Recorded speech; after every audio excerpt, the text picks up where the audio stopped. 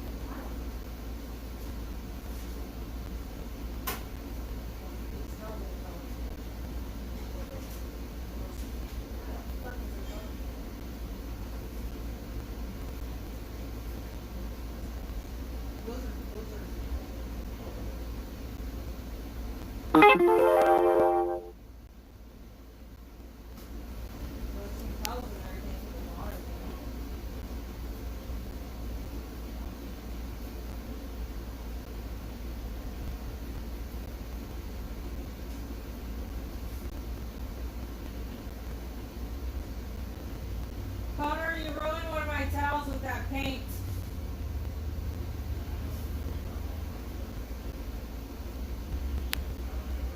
Right there.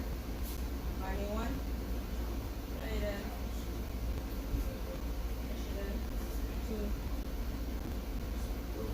This is ruined. This has been washed so many times. Where was that one at? You had it outside. You used it with your paintbrush. Because I took the paintbrush off the towel. I'm live through the other. You must not have anything on it. Not yet. Not yet. I just hopped on. I don't know how to do the whole like set reminder bullshit that people do. Oh, I can tell you.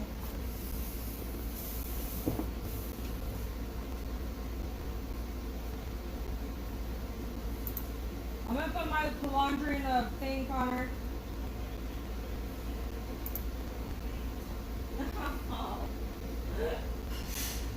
No. Dad said you were gonna do laundry, but I was like, well, I want to do my clothes. He thought maybe you were doing more or something, probably.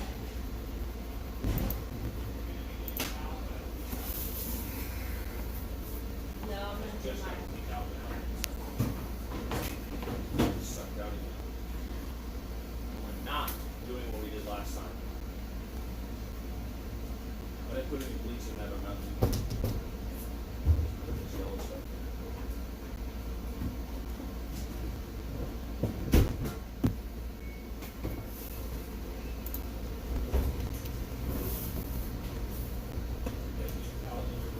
Yeah.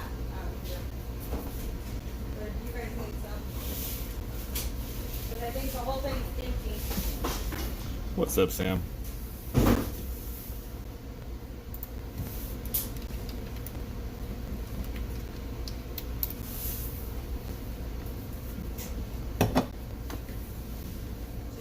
It's just dirt or some grease.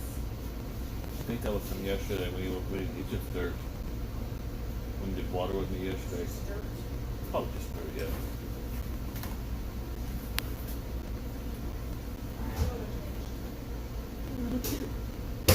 Oh, you look cute the way you are. Put some shoes on. Arms back. Oh, shut the fuck up.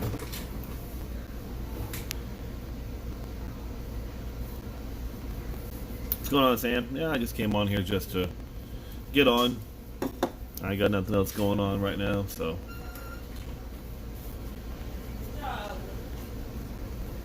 He had oil on them. Oh, did he? Oh, I thought those were from yesterday. Because yesterday all he did was do some water with me. Put them on the ground. Put them on the ground. He said pump oil. Oh.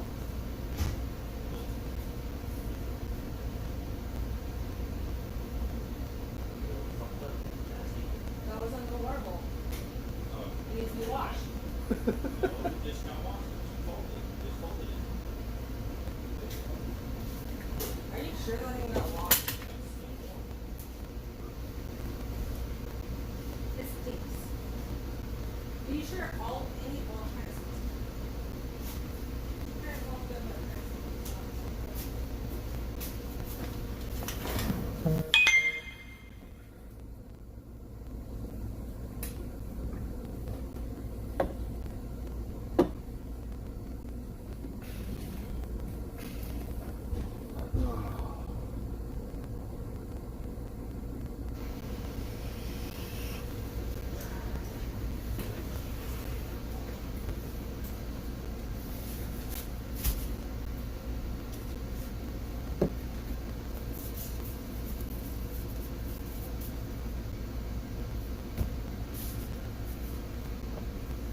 Oh, what's everyone got going on today?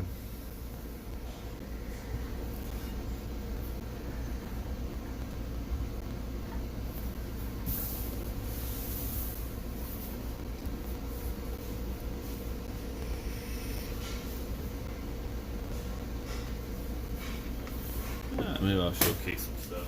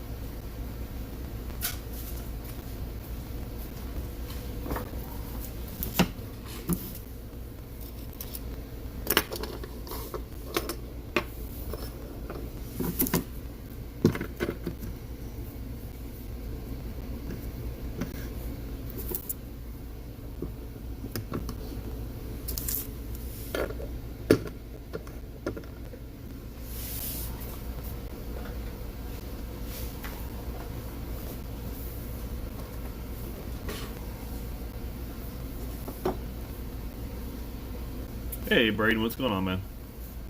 What you up to today?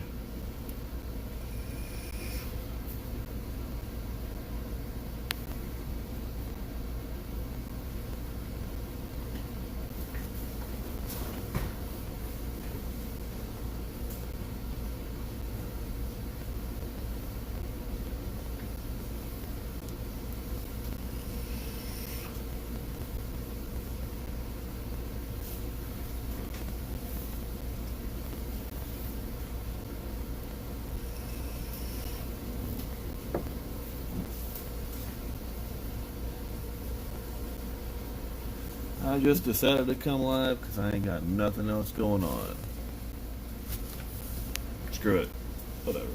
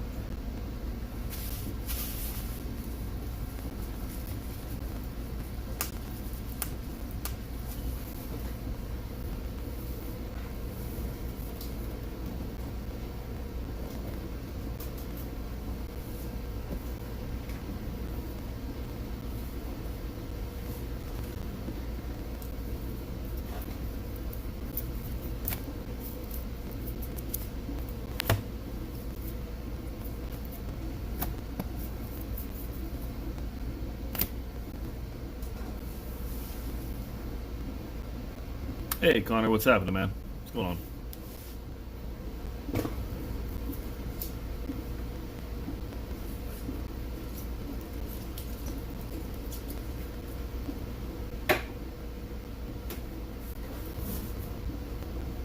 Hey, Goody, what's going on, man? I just came live just to hang out, BS with everybody. Hey, Heath, what's going on, man?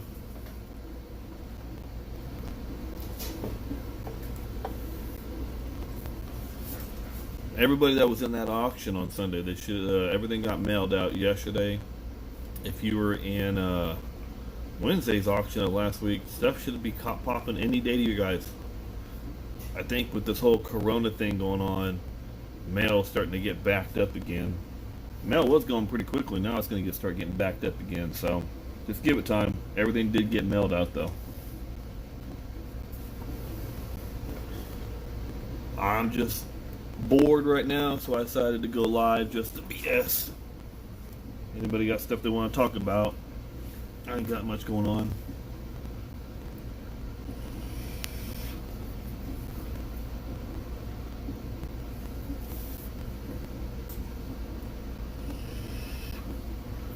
Just kind of sorting cards out, getting ready for the next auction whenever I decide to have one.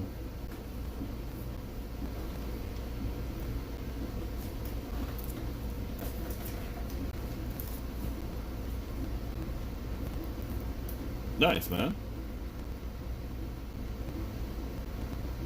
Yeah, goody, I did. I sent you that Durham. That was in a plain white envelope, so hopefully it gets to you.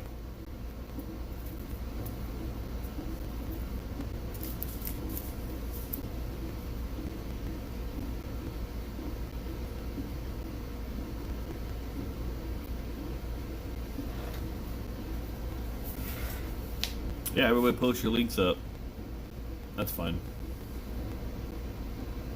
Did you make a on your cornhole game? Did you make make with teams, or did you just make a plain old wooden one? How'd you make yours?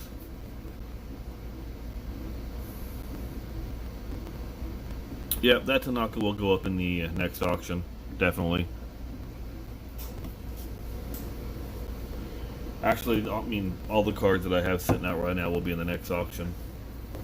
Just going through stuff, look and see what I want to put in the next one.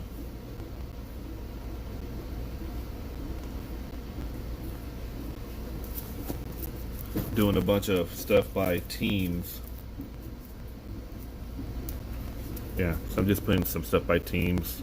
Some nice little insert little piles together by team. So, you know, just organizing. The Taurus I had at the last auction, it didn't sell. I was asking 25 for the Glaber. The Tanaka, I'll probably ask. Tanaka, I'll probably ask 40. This one is numbered 11 out of 25. So this one right here is a lot rare. I'll probably ask for 40 for the Tanaka, but the Glaber I'm probably going to ask 25. That'll be, like I said, this will be the next auction. And the Tom Glavine rookie, I just got back from Beckett in my submission. I'll probably ask 30 for that. It's a Hall of Fame rookie. So then I have some mosaic stuff I'm going to be putting up. So more baseball. Like I said, 90% of my collection is baseball. I got a little bit of basketball, a little bit of football. Not much.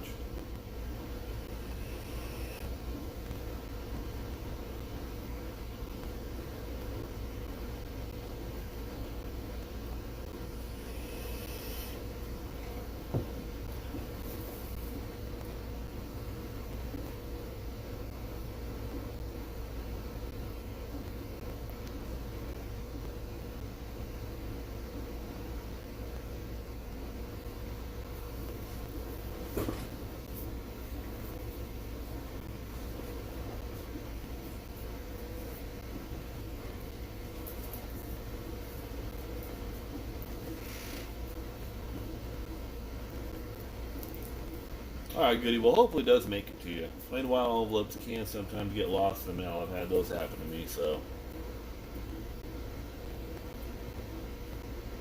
Yeah, Connor, everything that was in the last auction, which was on Sunday, mailed out yesterday. So I've been Tuesday, so you should see it hopefully by Friday or Saturday, if not Monday. Like I said, with this whole coronavirus thing, all the stuff's getting pushed back.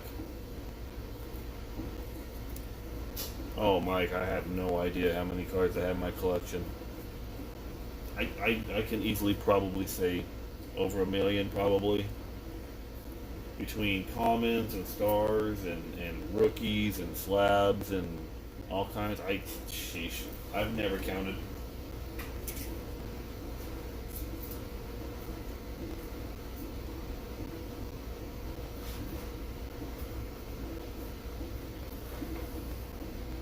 Like I said, I've been collecting for years, man. And when I mean years, I mean years. So.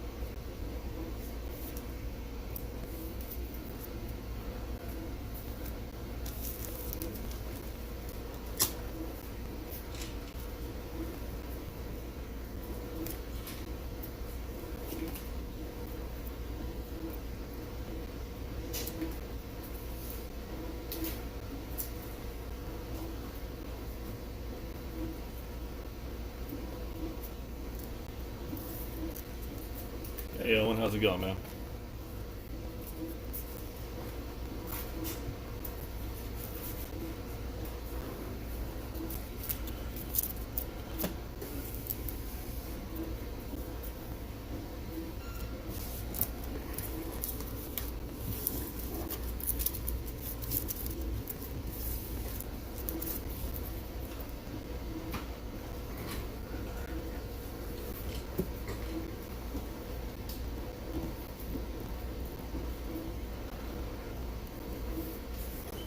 Oh,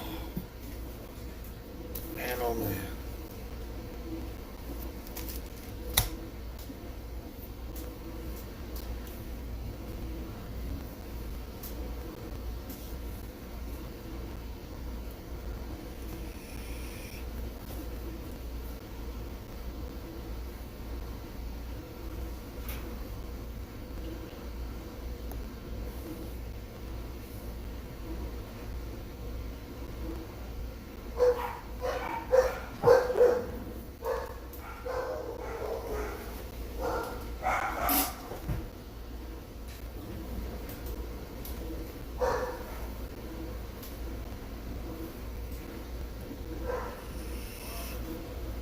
Nah, I've been trying to get a hold of Tops all this week to send this in.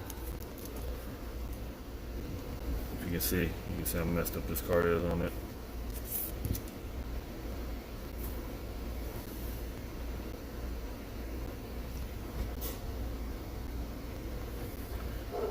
No, no mailman. I think my daughter just showed up.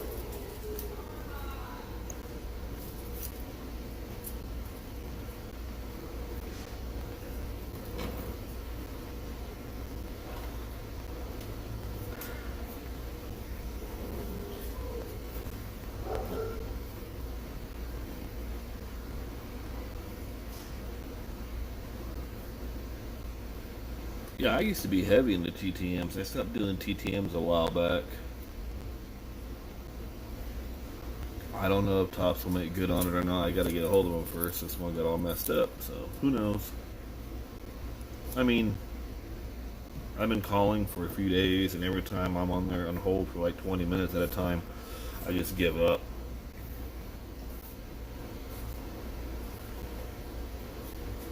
I mean, like I said, I do some TTM. Like I did get Jeremy Guthrie in the mail. He does his mail. He was one I've gotten through the mail as of late. I got Bernie Carbo through the mail. I got Bill Kruger through the mail.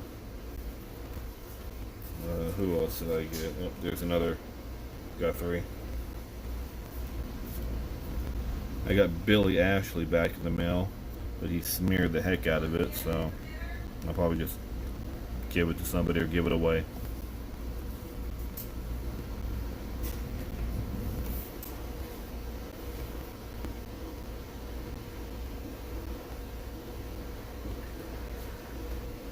Yeah, Elroy Face is good through the mail. He's always really good.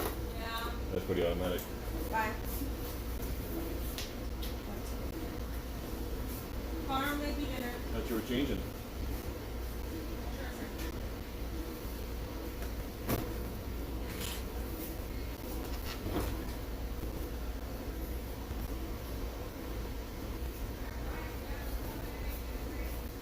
There are a lot of Hall of Famers you guys can get through the mail. You know, I'll just show you. I got Jim Rice through the mail. I popped him the card in $10 and he did it. He's been doing his mail a lot. A couple K lines before he had passed. Fergie Jenkins, he does his through his foundation, so you can do that. Oh, Barry Sanders, very nice. And he was doing his stuff. Who else have I gotten? Oh, I got Don Sutton through the mail. Brooks Robinson when he was doing his mail, then he stopped doing it because he got just completely bombarded. Whoop, sorry guys. Jim Cott, he's always good through the mail, very generous with his time. Ryan Sandberg, he does his mail.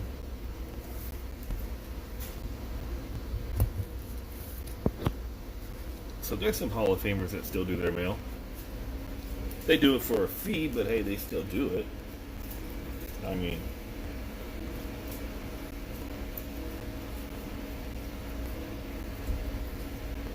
so I got a bunch of raw cards that I want to send in to possibly get slabbed by Beckett. Like I want to send my Eric Davis rookie, Lou Whitaker, Sheffield, two McGriffs, couple of Joe Adele. You got a Joe Adele, Dylan Carlson, Andrew Vaughn, Drew Waters, the Rice, the 2K lines, Nick Madrigal, Fergie, a couple more Madrigals, Bowman, USA, Mark Pryor. See, there's a couple more Joe Adeles that I have. Cole Hamels, Gaylord Perry, Sutton, Johnny Mize, Alan Trammell, Frank Robinson. This one's actually a certified, so I'm not worried about that. Spawn, Enos Slaughter, Matt Thice.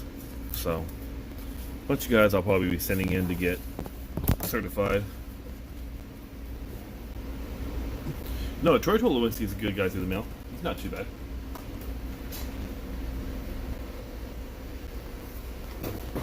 Bobby Witt Jr., yeah, he does this now. I think I got one by him.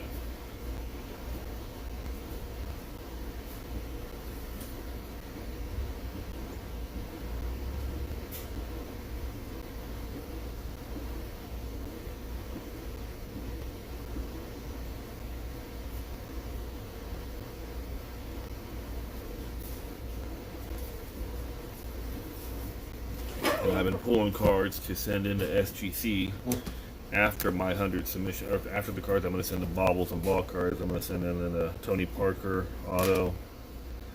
That's nice. Mike Trout golden medallion card. Ryan O'Hearn.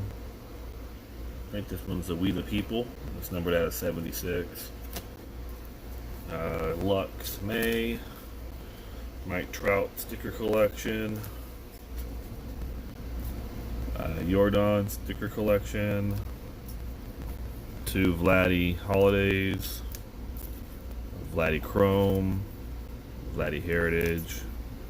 Got Alonzo Holiday. A Tatis Bowman. A Tatis Deckel. A Tatis Heritage Minor. Archives. Another Holiday. I have 2 of them. Eloy Jimenez Heritage. Eloy Optic. Eloy Titan. Juan Soto Chrome.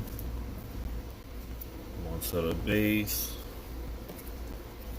Wander Franco Relic. Bo Bichette Blue Border. This one's out of 99, I believe.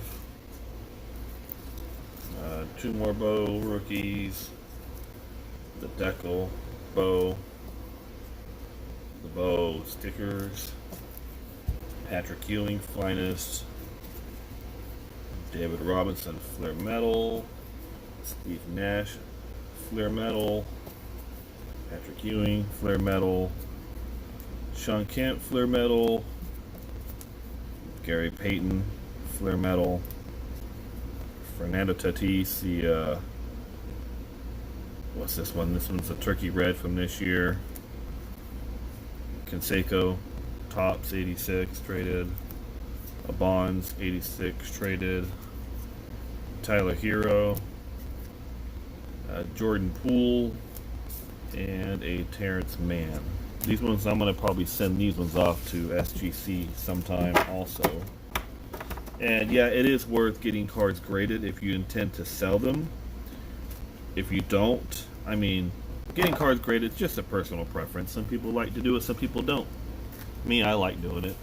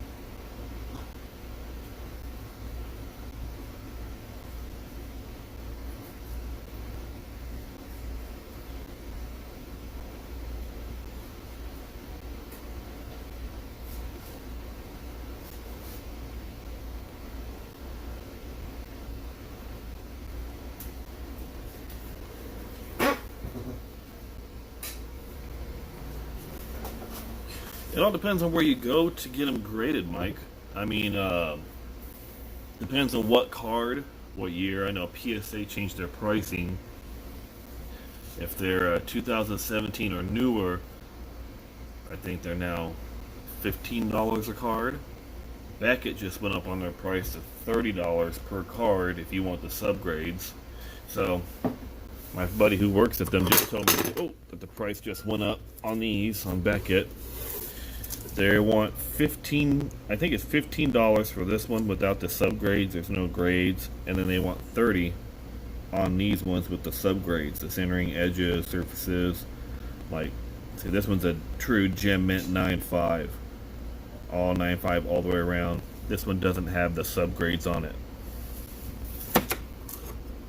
And I know in SGC they charge $10 a card to get graded, and they are just extremely backed up now. I mean, they are really backed up. So if you send to SGC, you're going to be waiting a while. I'm still waiting on my submission from May 13th to come in.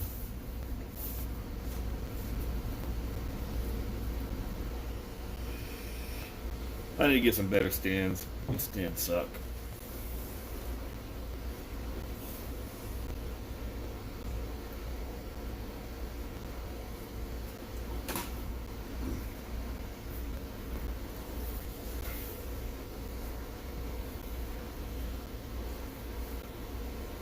I think I have one Bobby Wood auto. Let me see.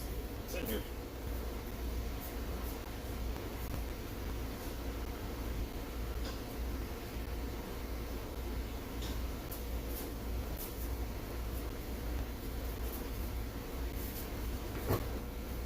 Yeah, this is I bought this Bobby Witt.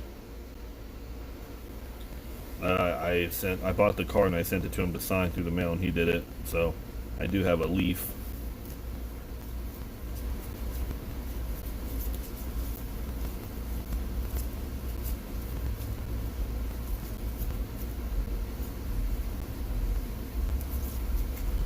Yeah, I gotta get some better stands. My stands are absolutely trash. I need to get some better ones.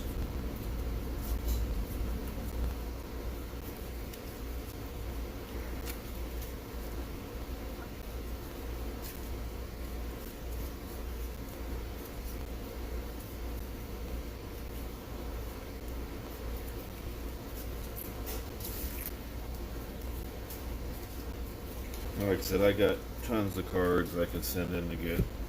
I mean, I have a Mike Serrano. Mike Serrano printing plate. Ain't worth nothing though. Dansby rookie. Michael Soroka. Got a couple of him. Will Smith. Eugenio Suarez. Trevor Story. Rookies. Severino. Saberhagen. Andrelton Simmons. More Matt Theis cards. Taylor Trammell. Robert Tyler, Bill Vernon, some Omar Vizquel cards. Jordan Ventura, David Wright, rookie, Forrest Whitley, Ryan Zimmerman. I mean, I got a lot of raw cards I want to get done.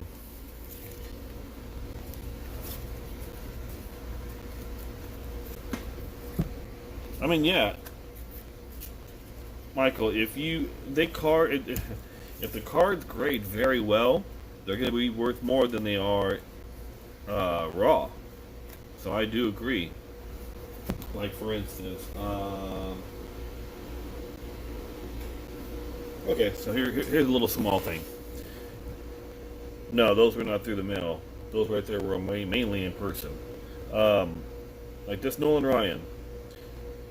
With it being like this, it's probably worth about $2-3. But if you get it graded and it comes back at 10, you can probably sell it for about 15. It's going to charge $10 from SGC to get it graded. So, and I mean, in all reality, you'll still make a couple bucks, but it's going to be worth more in a slab graded than it is going to be raw.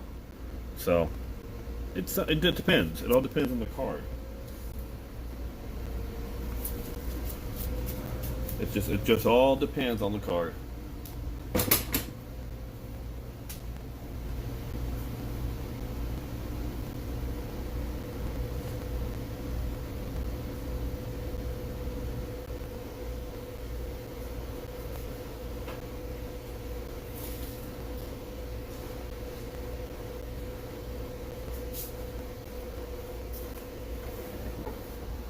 I got tons and tons of autographed through the mail stuff in my binders, in my safe by team.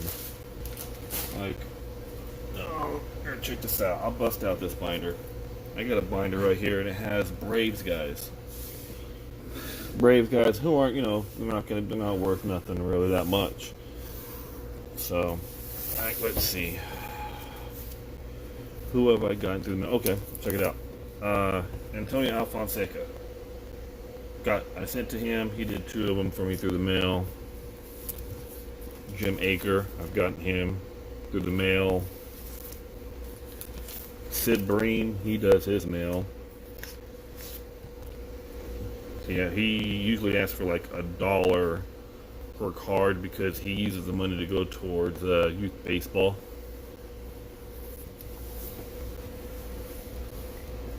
Sid Bream does his mail. Who else in here does his mail? Paul Bacco. Mike Berlecki, he does his mail. This guy's a through the mail machine. Bruce Benedict. He does his mail like crazy. He's always good for through the mail. Rob Bellior has Barry Bonnell. Tommy Boggs. I'm trying to think. Buzz Capra, he does his mail. Chris Chambliss, he does his mail. Jim Clancy, he does his mail. So, I mean, there's tons of guys. Like, this is all Brave stuff. They're not big names. Exactly. Happy Bobby Bonilla Day.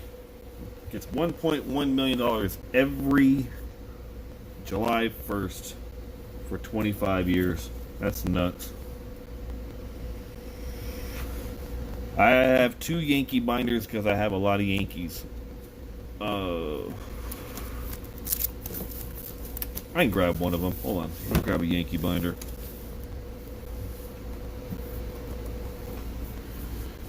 Now these, I mean, eventually I'm going to be selling all these Braves cards. I mean, I'm not going to be asking much. Maybe like $1, $2 a piece on them. Because they don't fit in my collection. Like if anybody wanted to buy Tony Alfonseca, I'm going to ask like $1 a piece for them. But they work through the mail. Some of them I've gotten throughout the years. Let me see if I got a Yankee one. Hold on.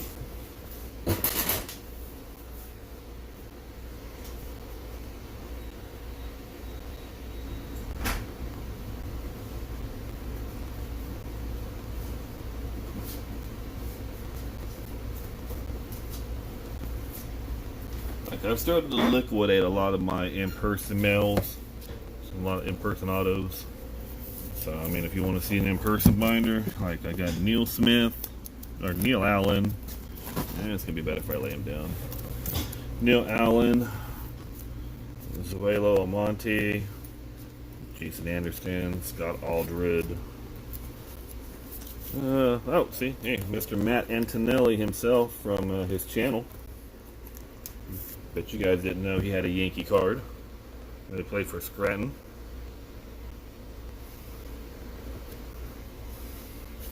Mr. Matt Antonelli. Let me see. Got a bunch of Tyler Austin autos from in person. Who else is in here that you guys would know? Abraham Almonte. Dustin Ackley, former Mariner. Oh, who else is in here that you guys would know?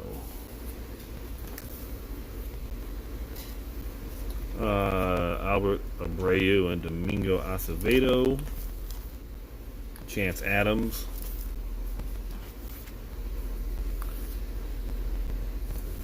Tim Burke. Dante Bichette Jr. What's up, Jack? What's going on, man? Manny Benuelos. Wilson Betemit.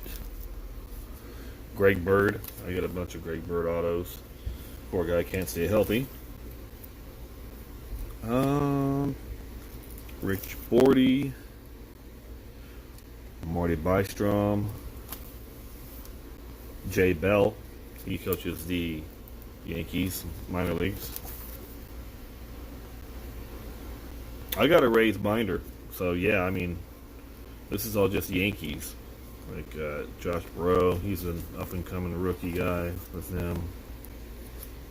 Horace Clark, Cito Culver, Tyler Clippard. He's still around.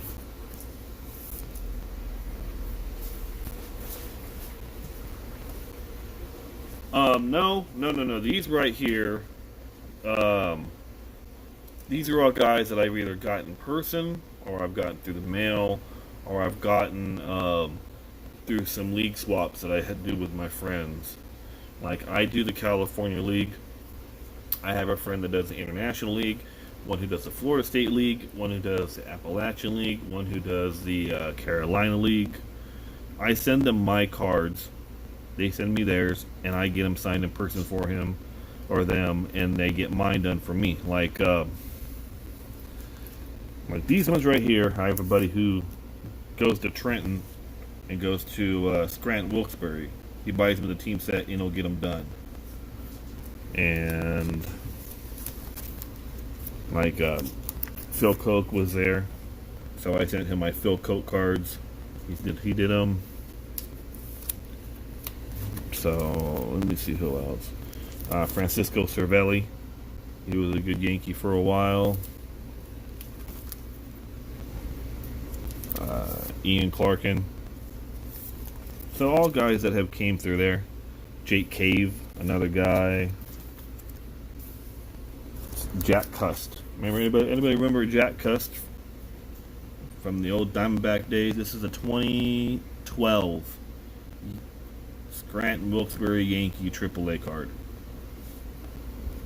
Never made it to the Yankees, but he was on the AAA team. Let me see. Oh, here's another Yankee who got traded, Garrett Cooper. So, yeah, that's what this binder is. Like another. Here's a Mariano Duncan.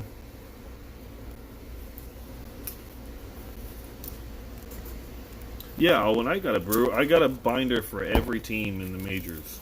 Every baseball team, I have a binder pretty similar to this thick, full of raw, pretty much autographs. Some of them are certified, but most of them are raw that I've gotten through the mail or in person. Like, where's that Phil Koch? There are some certified cards in here. Like, here's 2 Phil Koch certifieds. I got these 2 Phil Kochs. One's number 265. My camera will focus once a damn while. Yeah, 24 for 65. And then this one, Ballpark Collection. So there are some certified ones in here.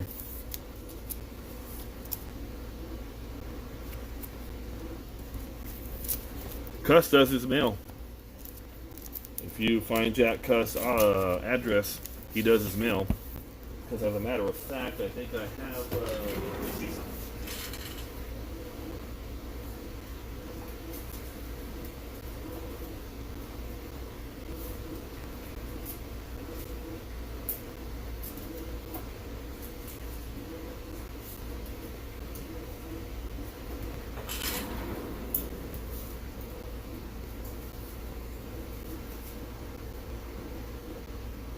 Hey, Dearman. You ever hear from NCC? What's NCC?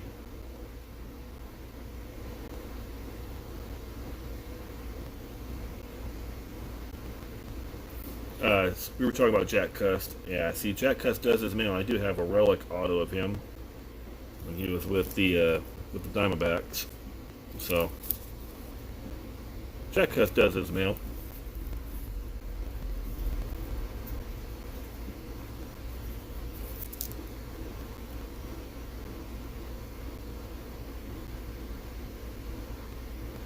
Nice, Owen.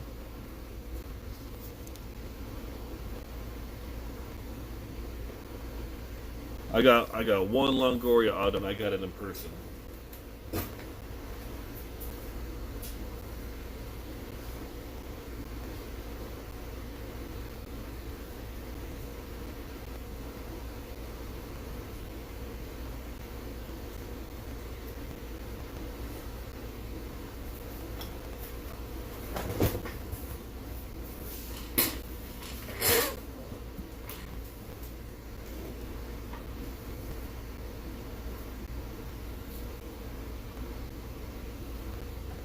Don't go crazy, Jack. I would just send them 1 or 2 cards. Don't send them tons. When they start getting bombarded like that, they will shut it down. I've had a lot of players shut it down.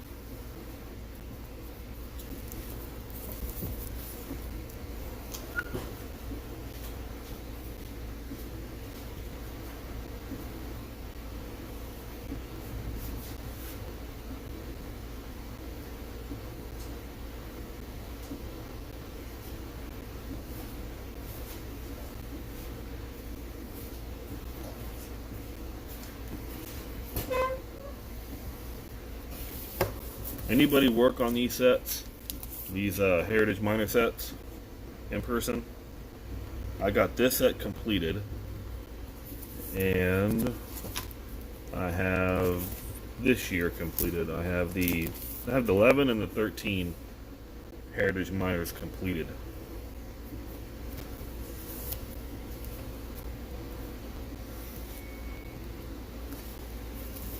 These are all just extras that I have that are Heritage Minors. Anybody's looking for anybody?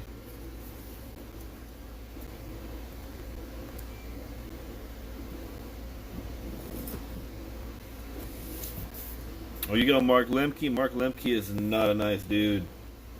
He's not a nice dude, so good for you getting Mark Lemke. Oh, wait. No, I'm sorry. Mark Lemke is cool. It's Mark Lewis who is not cool.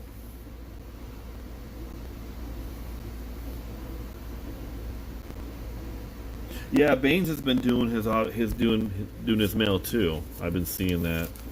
I really don't need to send to him. I have the rookies done by him, so I don't really need them.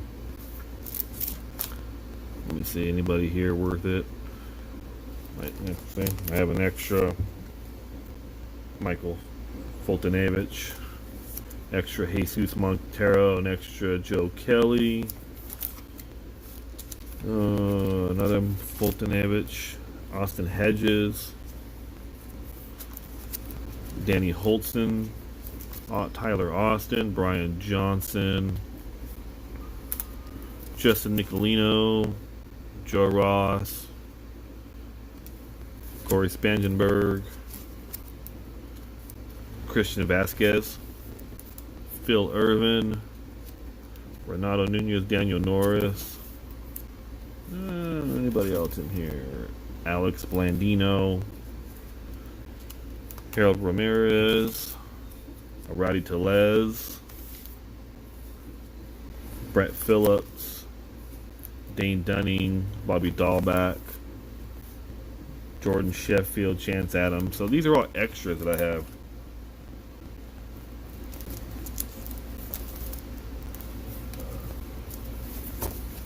Yes, I am on a site that you paid for.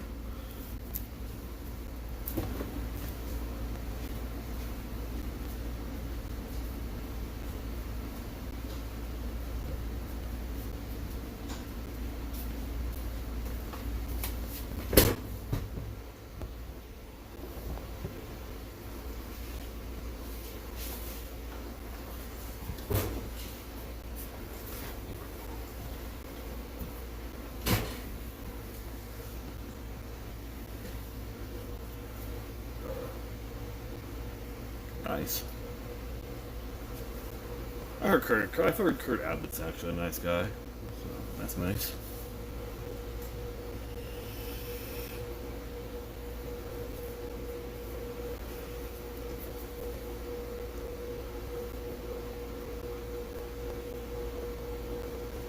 Yeah, I do use a site.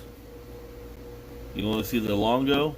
Oh, okay. Hold on. I gotta look for it. Hold on 1 second, man. Let me see if I can find it.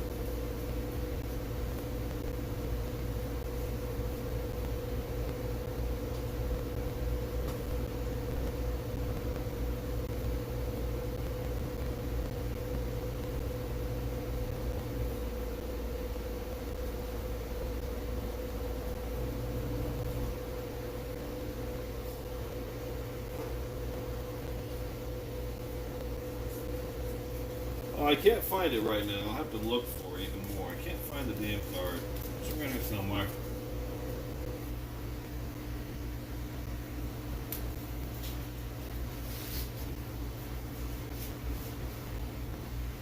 What up, Mount Gorilla? What's happening, brother? Let me see. 91 upper deck.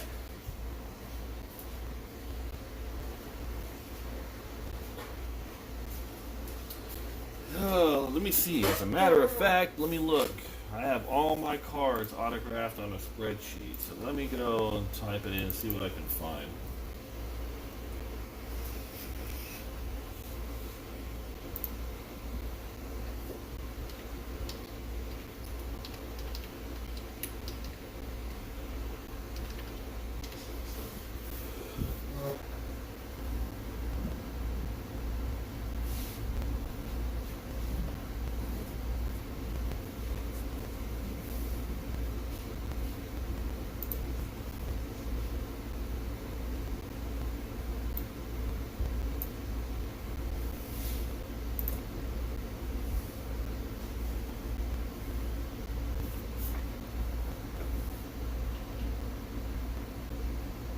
Hey Jack, do you have a list of who you need? I can start mouthing off names of guys that I have.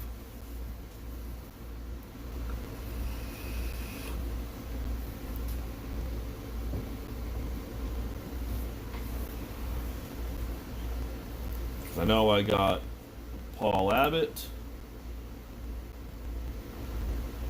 Jim Aker, Daryl Akerfelds,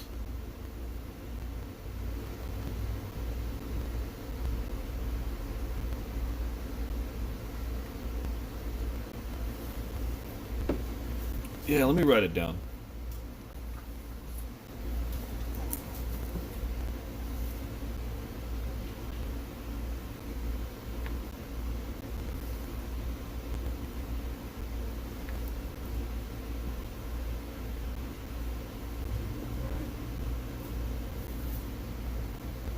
All right, man. I got your email. I'll write it down. I'll have to look later on, and I'll email you with what I got.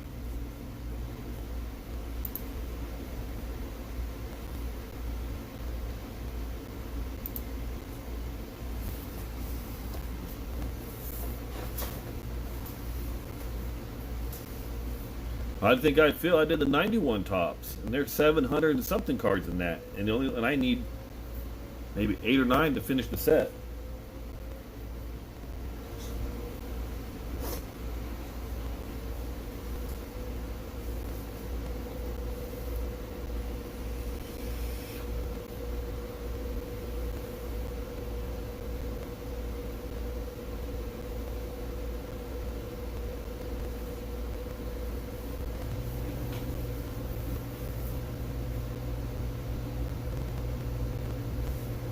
Oh, the ones that I need, I very, very highly doubt you have any of the guys I need for my 91 set. Yeah, I doubt it. The ones I'm going to need are very hard to get. Like, do you know where this guy is, Todd Taylor? Nobody knows. Brian Downing, he doesn't sign no more due to his illness. Steve Bedrosian, he's kind of a ghost. No one knows where he is. Luis Aquino, no one's heard from this guy in forever, so we don't know if he's still around or not. Carmen Castilla, he passed away, so good luck finding that one for me. Got this one done, didn't pass, so now I'm on the hunt for Fernandez, and he just passed away. And then this one I will be able to pick up again, Cecil Fielder. I know he'll do a signing or something pretty soon, so I'll send that one. This one's the least of my worries. And then the last one that I need, another one I need is the Don Zimmer, which sucks because the Don Zimmer I got must have been the wife special because his wife was notorious for signing his autograph through the mail. Because as you can see, the Don Zimmer did not pass. I just got this one back.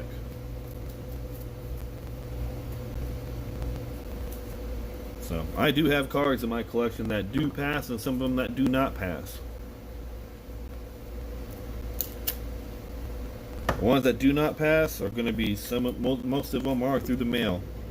Like I said, the Don Zimmer didn't pass, so his wife was notorious for signing. So good luck. So that leaves me 1, 2, 3, 4, 5, 6, 7, 8 cards from the 91 top set. And the odds of me finding them, 8 of them, yes, but 2 or 3 could possibly be found. The other ones, I've been looking a long time for Aquino and Castillo. So I did find a Carmen Castillo, but the guy wanted $130 for the card, and I told him no, I'm not paying $130 for a Carmen Castillo. I told him he was crazy. Hey PJ, what's going on, man? Just coming in here, hanging out, BSing.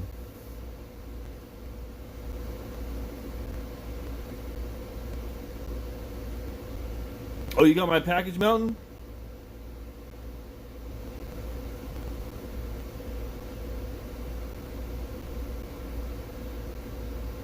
Yeah, I'm not gonna pay 18 for Cecil Fielder on eBay, considering unless they're already Beckett or PSA authenticated, I'm not getting them.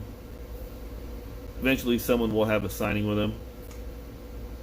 Sweet. I'm glad you got it. That means you got yours. That means everybody else should be getting theirs pretty soon, Mountain.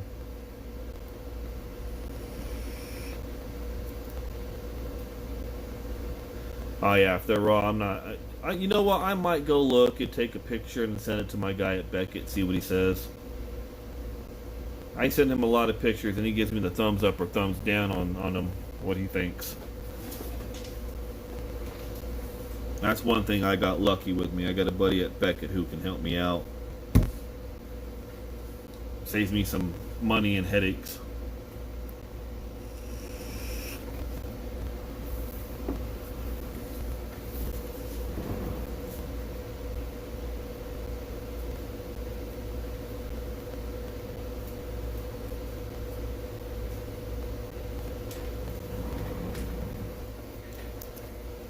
James, I got 3 cards that you might be interested.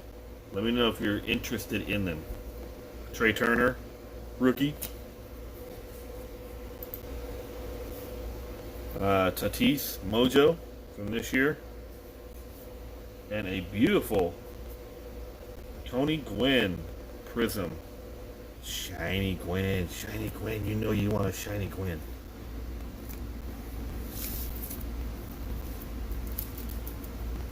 If you are, let me know. I'll put them in your pile for you. Along with your Dino.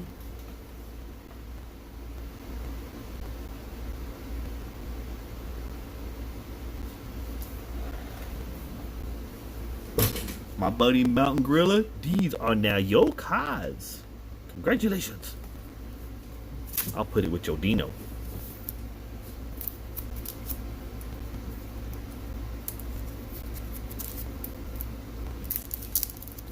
Let's make a stickety stack for good old Mountain Gorilla.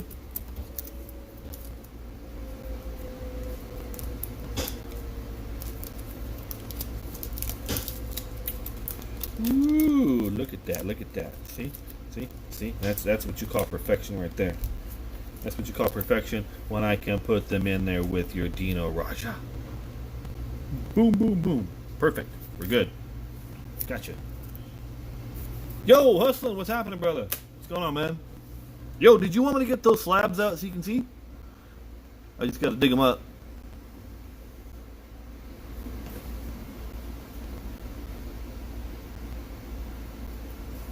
You want to see the Rays auto binder? Hold on, hustling. Let me see if I can. Let me get them out.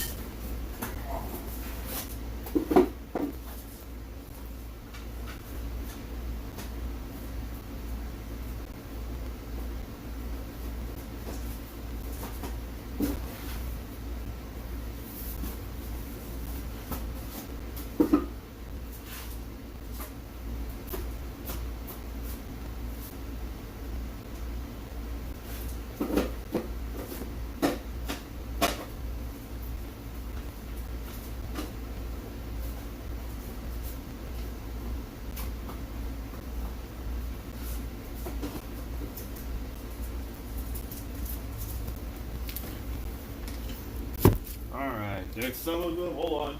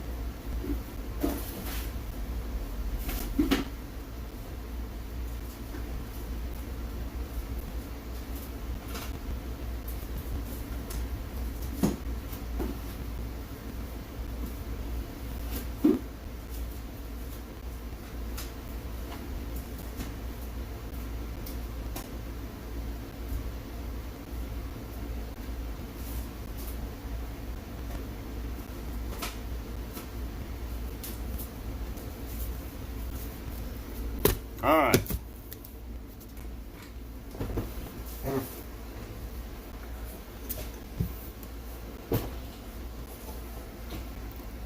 All right, Hustling, you ready?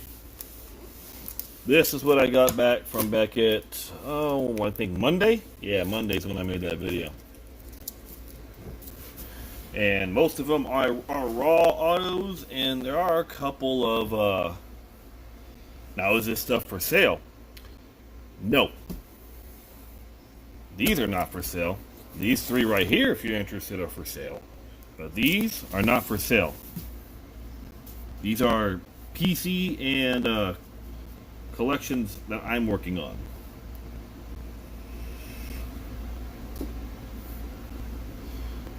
But you want to see them, we'll start off Jim Rice, rookie, auto. He does his mail, so if anybody ever wants to get him, pop him a $20 bill in a rookie card, you're pretty much going to get him back. Adley Rushman. I didn't have a Orioles rookie, but I did get a USA. So it is already certified, but I just want to. I like to get the cards slabbed up, just mainly for protection. I mean, yeah, it is certified already. I didn't want to grade it. I was looking at it. It's got a little bit of whiting on the corners, on that one right there especially. So it would probably get a good 9 or 8. So I'd rather just get it slabbed for preservation. Adrian Dantley, another guy who does his mail. Send a rookie card, get it back. He's really good at that. Rice is doing for $10, correct, Jack. But when it comes to their rookie cards, I like to pop them a nice 20, considering it's a rookie card. Sometimes, if you ask for a Hall of Fame inscription, they will do it. If you send him a 10 and a rookie card and ask for an Hall of Fame inscription, he pretty much he ain't gonna do it. He'll sign the card, but you ain't gonna get the Hall of Fame. I didn't ask for the Hall of Fame, so I just popped him 20, and I said just if he would sign it. Christian Pache, guy who I think is going to be really legit out there with Acuna in that outfield. This card's got a really bad corner up here. If you can see it, yeah, it's pretty bad. So another card I did not want to get graded, but the autograph with it being raw, legit, I was happy with that. This one right here was probably the best card of the whole thing that I wanted to get back. My Topps Tiffany Chipper Jones 91 Topps. These were a lot lower print run in the 90s.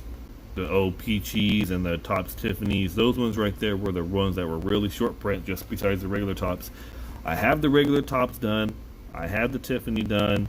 I have the Desert Shield one signed also. That's going to be coming back, but I do not have the O-Peachy. So the O-Peachy is going to be the next one that I need to get signed.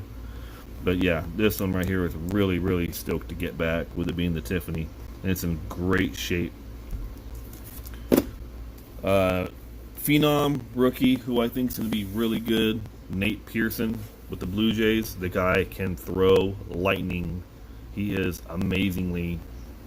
He's going to be a good pitcher. Guy can throw, and I mean hard, and I mean fast. So, got it done in person when I went to spring training 2 years ago, and got that one done. Thurman Thomas. This one right here was in one of those CAS. It's another company that autograph or certifies and authenticates. They're called CAS. Never really heard of them. Don't know if they're any good, but it was in one of those. I hit my buddy up at Beckett and was like, "Yo, man, what do you think of this?" I sent him a picture. He looked at it and he goes, "You know what? Yeah." So.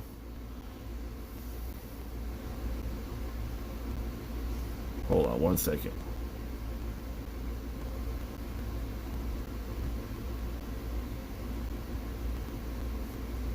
Sorry, I had to text the wife. So I ended up picking this one up. So I didn't have a Thurman. Royce Lewis, #1 draft pick overall. So I had to get one of them done, send that in. Hopefully he turns out pretty good.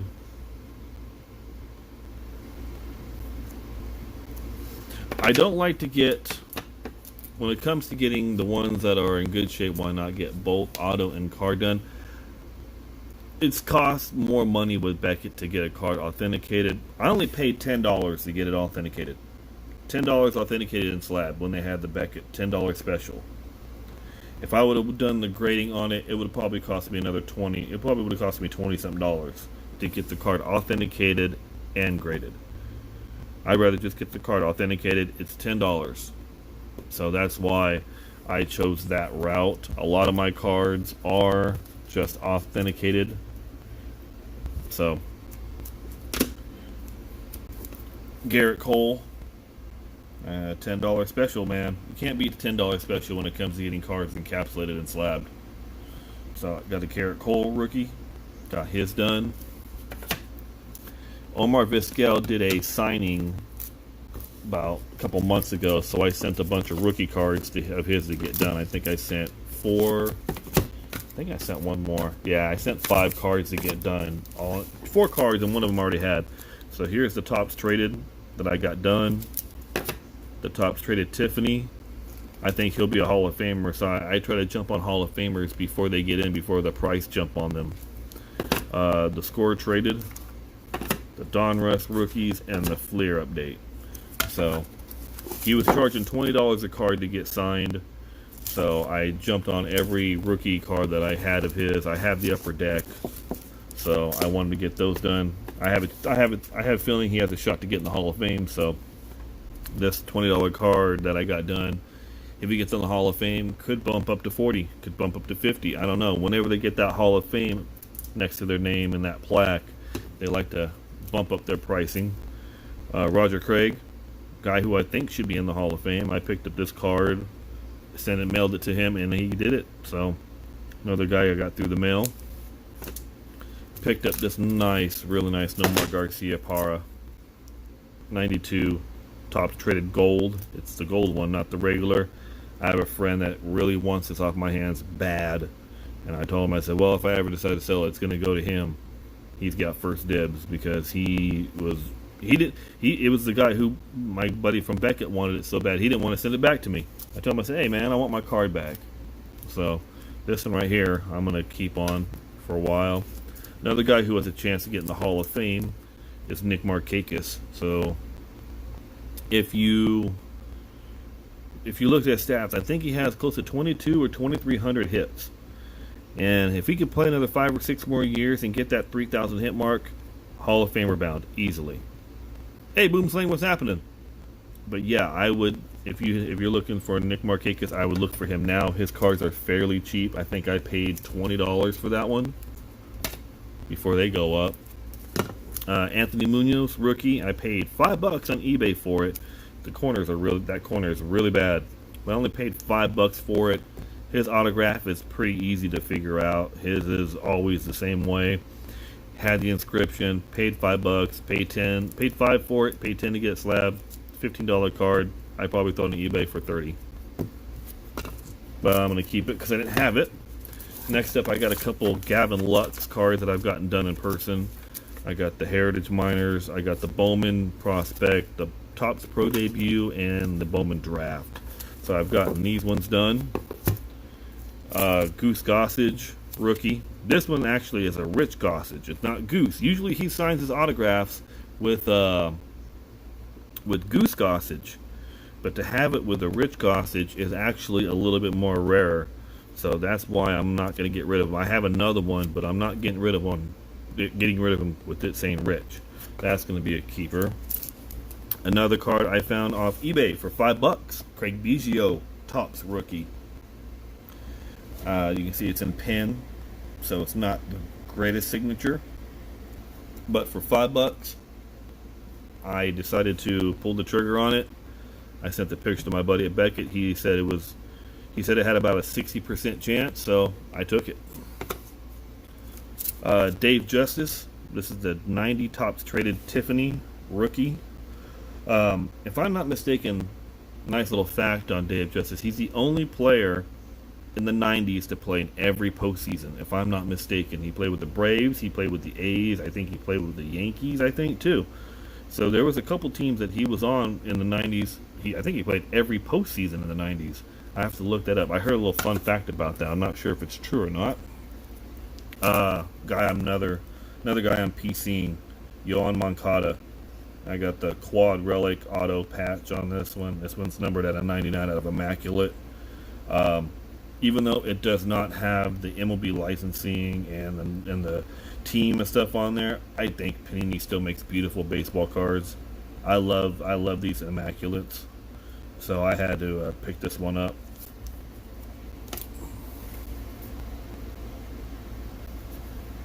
I think he did make it with the Indians. That was when they had Matt Williams, Albert Bell, Jose Mesa. So yeah, he made it with the Indians as well.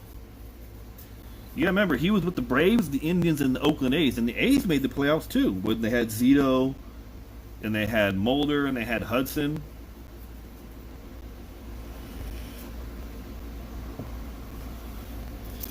Another Moncada. This is out of the Topps Inception before they were called Bowman, but now it's Topps Inception, and it's 99, 71 to 99.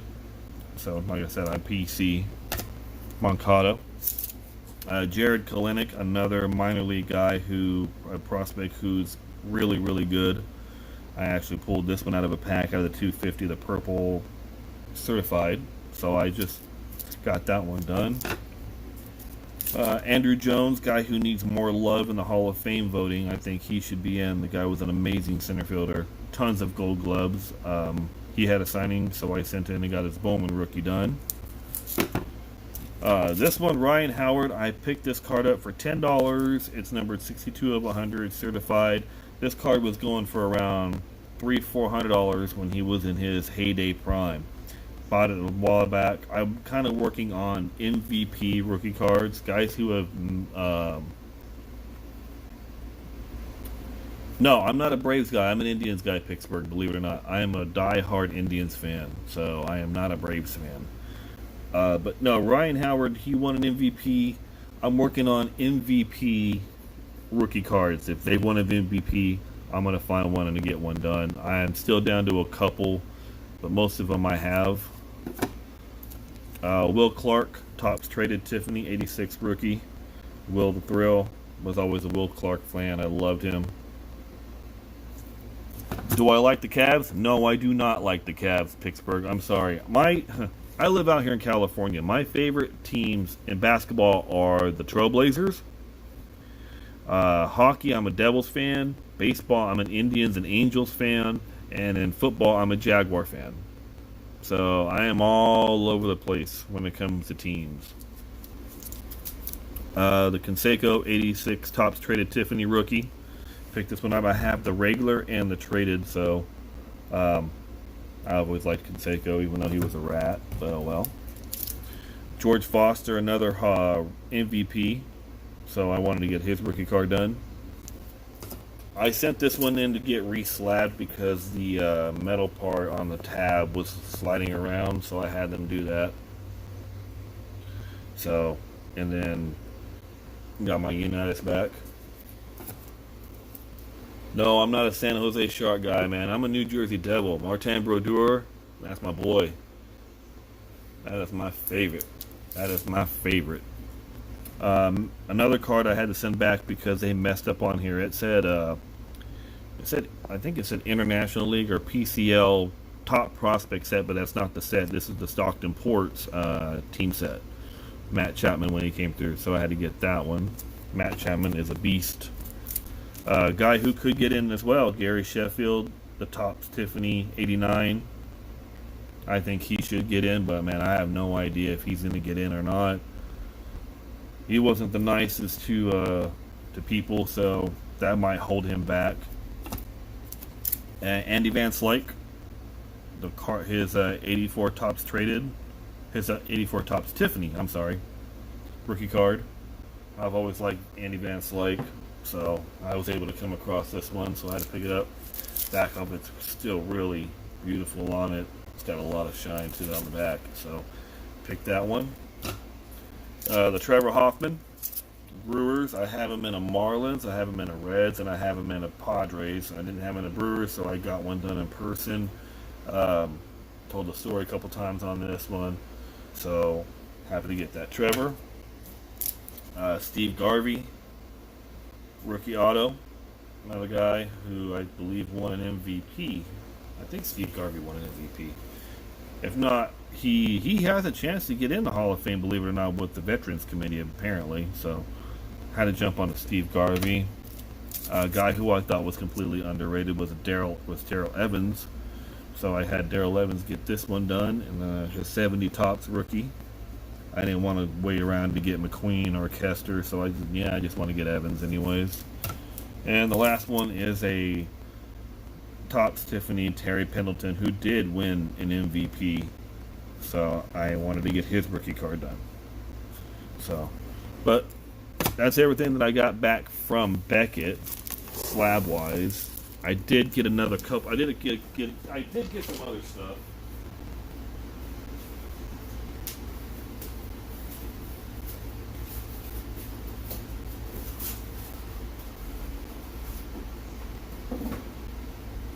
Now this is a little thing that Beckett does offer. It's $7 a card. They do this for raw cards, raw autographs. They don't grade them, but they, instead of paying to get them in the holders, there's some guys who I just don't think are worth getting in holders. For $10, some of them are, but some of them aren't. So like I said, I was working with the theme of the MVP rookie cards, and these guys, I didn't feel like they needed to be in the holder, so I only paid $7 to get these done. They have these new Beckett authentication, they're kind of stickers, they're gold stickers, they go on the back, like if they're ever tampered with or open, that breaks the authentication seal. So like Kevin Mitchell, I didn't want to pay $10 to get him slabbed, so I paid the $7 to get this one done. And it's the same thing, just not in the holder. And then I got a Josh Donaldson, another guy who won MVP, rookie card. Andrew McCutcheon, another rookie card, guy who won an MVP. Willie McGee, won an MVP, rookie card. Juan Gonzalez, won an MVP, rookie card. And a Willie Hernandez. So I got these ones done, but I only paid $7 per on these. So, like I said, it's just a cheaper alternative. Do I like? Yes, I do like Beckett more than PSA. Believe it, I do. PSA with their price up on their cards and the whole people thinking that PSA is worth more than Beckett or SGC just kind of upsets me, because I'm like this. So you're gonna tell me that getting this in a Beckett or in a PSA is gonna be more than the PSA is going to be worth more than a Beckett? Why? Explain to me. So I don't understand that. I'm still waiting on cards from December from PSA that have not came back. I have gotten 4 or 5 submissions back from Beckett this year before I even got any back from PSA. I mean, PSA, they take too long. They think everyone thinks that the PSA brand and the PSA. I'm sorry, the slabs are ugly. So I don't. I mean, PSA. I do use PSA. I do have cards on at PSA, but I do that mainly because I have a guy who does submission. So I like to send cards. So I'm in the submission, so he can keep doing it. I don't like. So here, this is what's going to happen. I'm going to still use PSA for autograph authentication on some cards. I'm going to use Beckett for most of my authentication, autograph authentication. When it comes to grading, strictly SGC.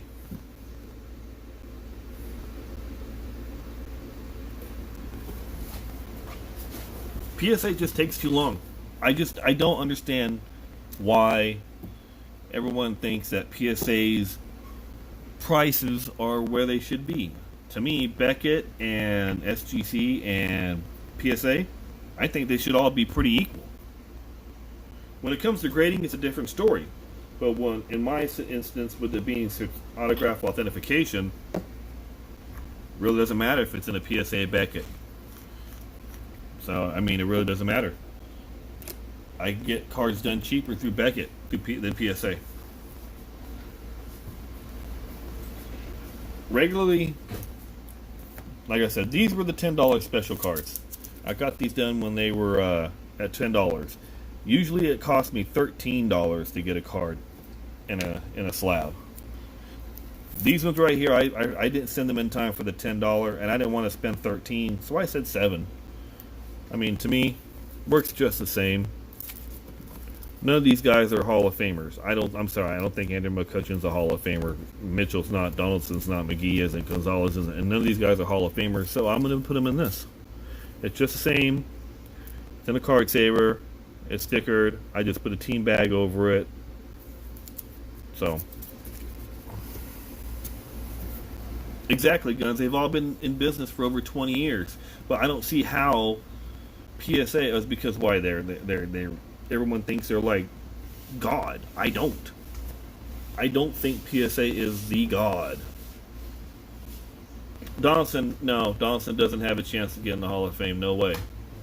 Because if Fred McGriff, Don Mattingly, Dale Murphy aren't in the Hall of Fame, Donaldson does not deserve to be in the Hall of Fame. Sorry. Ain't no way in hell. Those three guys need to be in. Even Thurman Munson needs to be in. A guy who should be a shoo-in, Jeff Kent, should be in the Hall of Fame. He has the most home runs by any second baseman in Major League history. Is he getting any love? Nope. Absolutely not. Jeff Kent is not getting no love. And that's a shame. That is an absolute shame. Fred McGriff would have been in the Hall of Fame if he did not even have if he didn't even have that strike in '94. He had like 493 home runs career. If he got to that 500 threshold mark, he would have been in. I can't justify Harold Baines because the only reason why Harold Baines got in is because who was on the Veterans Committee that year that Harold Baines was on there?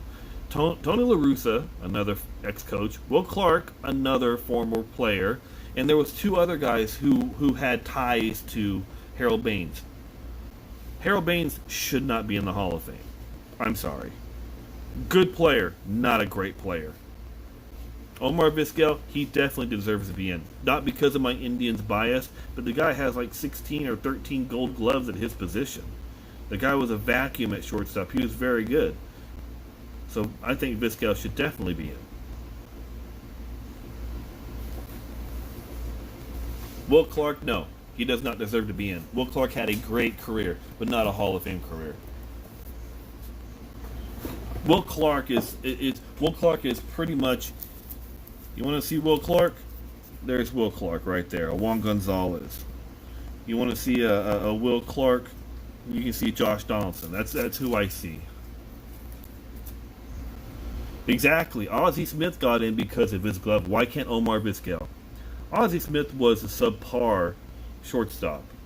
I wasn't a big Ozzie Smith fan, but he got in because of how many gold gloves and how he was. If you don't think Vizquel should be in, that's wrong. Vizquel is equally just as good as Ozzie Smith.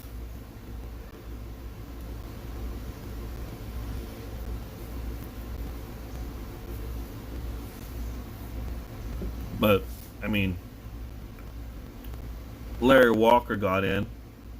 Everybody bashed Larry Walker getting in because of Coors Field, but you got to take it into perspective. He played in other teams and other parks. I mean, it's not fair to Larry Walker.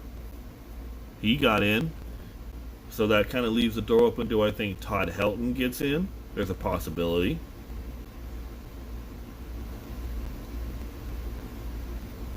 I mean, Nolan Arenado, he's on the track right now to get in. The guy's an amazing, and he plays for Colorado. So I don't know if the Colorado ballpark bias is going to invade any of that.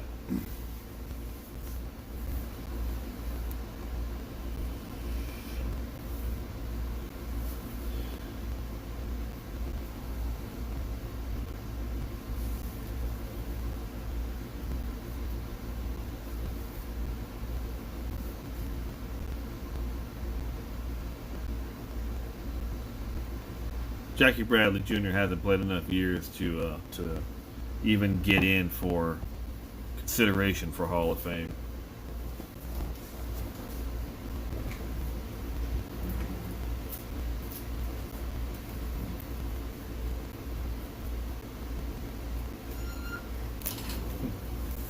You mean this Jackie Bradley Jr.? Yeah, I don't think he'll be in. Not getting in.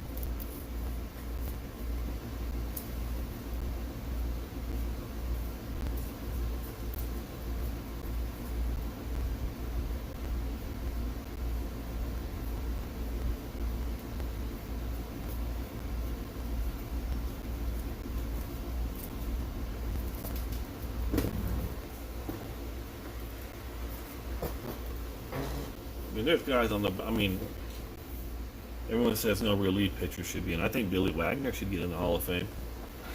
He was a great relief pitcher. If you're gonna have Lee Smith and all these guys get in, I would put Billy Wagner in.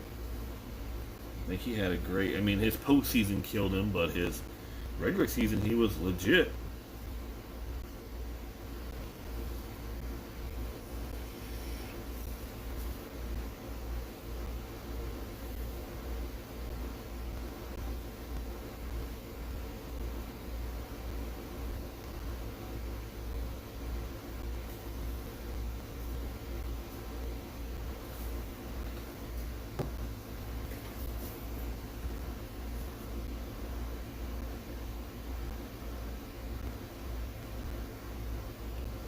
Longoria's not going to get in. Longoria's last 2-3 years with the Giants and stuff like that, he's been on a decline really bad. I don't think Longoria will get in.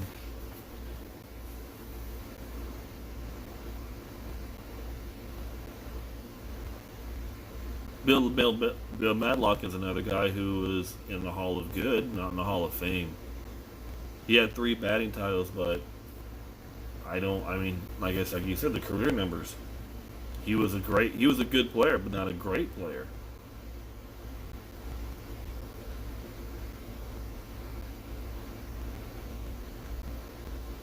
There's a lot of guys who are in the Hall of Good. Juan Gonzalez is in the Hall of Good. Will Clark is in the Hall of Good. Bill Madlock is in the Hall of Good. Andre Dawson? I don't know. The Hawk had some pretty damn good seasons, man. It's hard to say no on Andre Dawson. Dawson was a good player. I think Dawson was a Hall of Famer. The Hawk had some good years.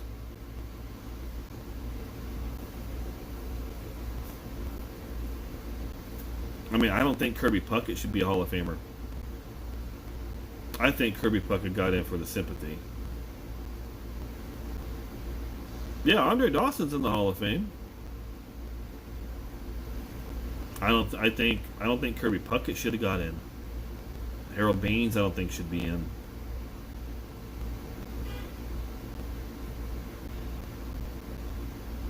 Hey, Dawson got in on his, so did Larry Walker. Larry Walker got in on his last year. Kurt Schilling's going to get in next year.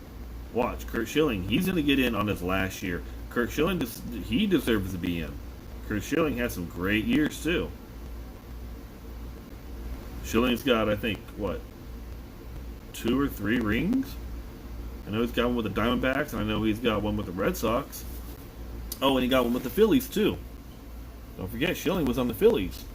So I think Schilling, Schilling will get in. He deserves to get in.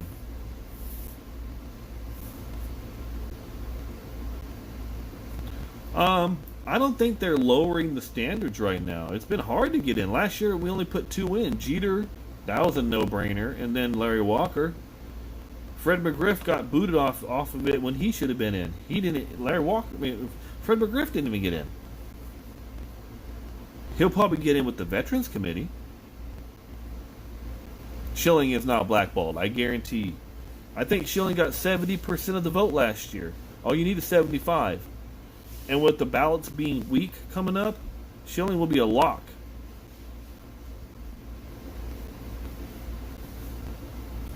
Well, the guys they put in from the 20s and 30s, I can't say it was a joke because a lot of them are from Veterans Committee, the Golden Age era and stuff like that, and the old timers. So they do let those guys in who do deserve the recognition.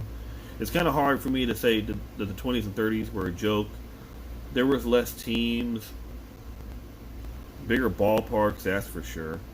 So I don't know. I can't really speak on the 20 and 30s guys. If Schilling ain't blackballed, Guns, he might be blackballed from baseball, but he won't be blackballed from the Hall of Fame.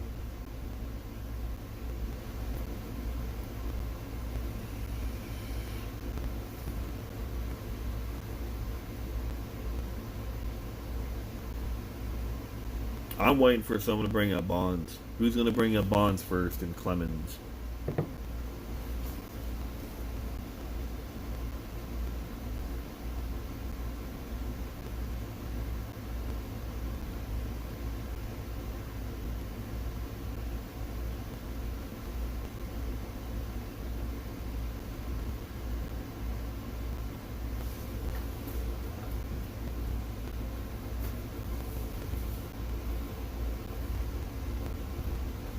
I agree. Bonds should be in the Hall of Fame as a Pirate, not as a Giant.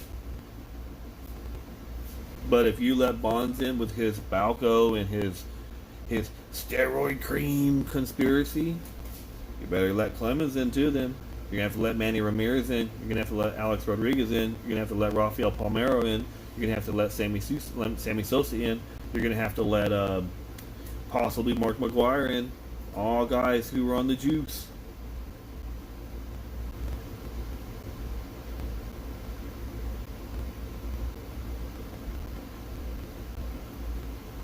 Oh, no, not all those guys were doing it. I'm sorry. I beg to differ.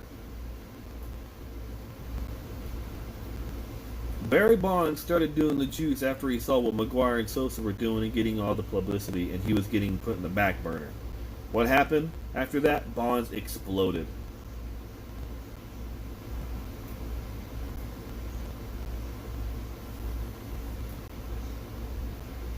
Granted, Bonds and Clemens never, ever tested positive, but they had their implications in it. Exactly. McGwire hit 49 clean his rookie year.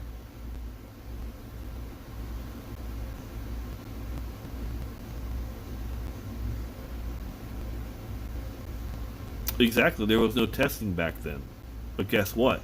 There's testing now. And the guys that have tested positive when they've had it, Alex Rodriguez, Manny Ramirez, Rafael Palmeiro, those guys aren't going to get in.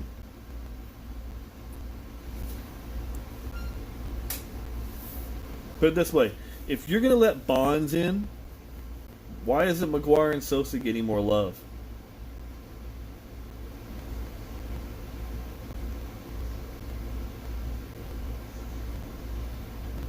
McGwire and Sosa probably arguably had one of the greatest seasons of all time with that home run race.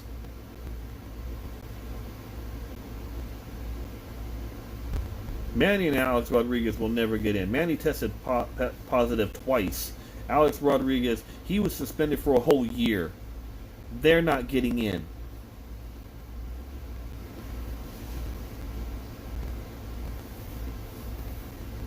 Oh, McGwire didn't need it.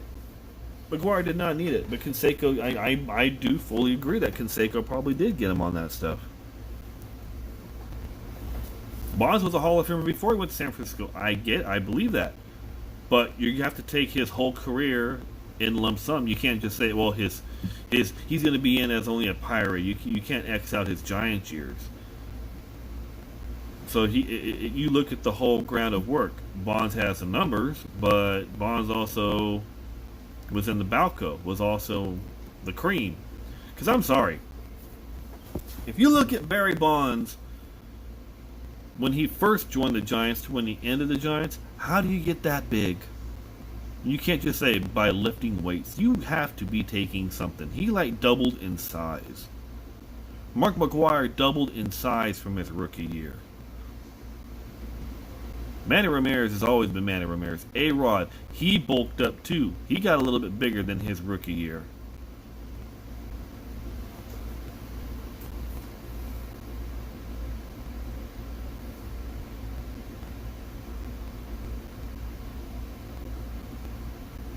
I agree with Clemens. I think he did that to extend his career. But guess what? You extended your career. You basically cost yourself the Hall of Fame.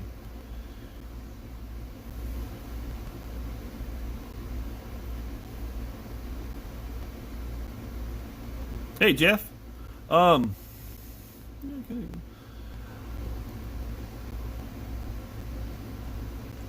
His numbers were fine.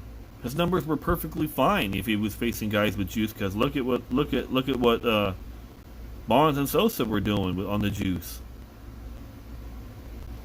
Here's a good example. Brady Anderson. You remember Brady Anderson knocking 50 home runs? You remember Luis Gonzalez knocking 50 home runs out of nowhere? How did that happen? If the pitchers were on the juice and the hitters were on the juice, the playing field was leveled. Bonds didn't do the juice until after McGwire and Sosa were doing what they did.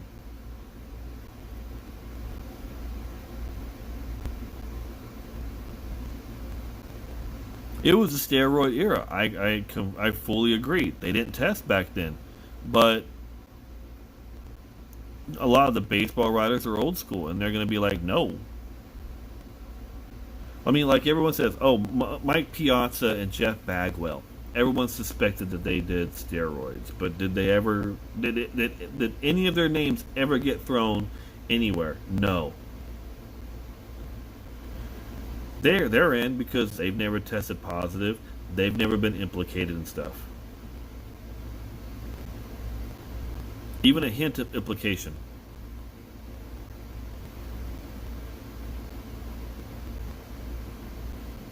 I don't know if Trout's been on something, dude. I can't believe that one. I like Trout. He's always been you gotta remember when he was in high school, when he was a teen. He's now what, 27?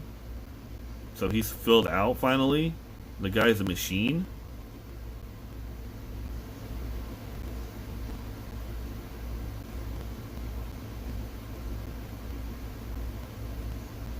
The whole problem with the steroid era was everybody was naive about it and they didn't want to believe steroids. They just wanted it to be just baseball. You remember everybody wanted something so bad after that strike, it left a bad taste in everyone's mouth.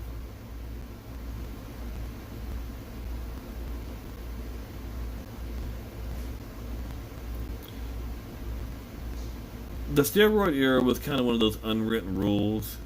If you knew someone was doing it, baseball didn't have a drug testing at that time, so in a sense it wasn't illegal. But in the baseball writers and the true fans and everything like that, they kind of turned their nose up to it.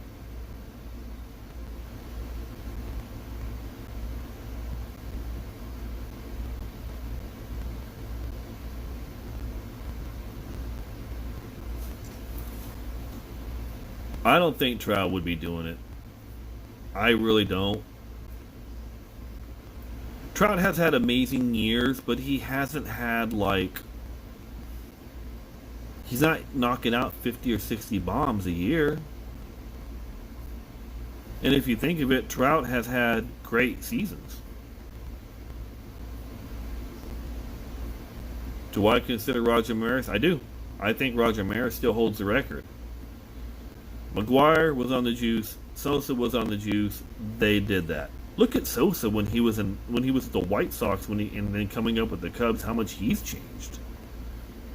So if you're gonna look at that, look at Sosa and be like, no, he didn't. The guy had trunks for legs.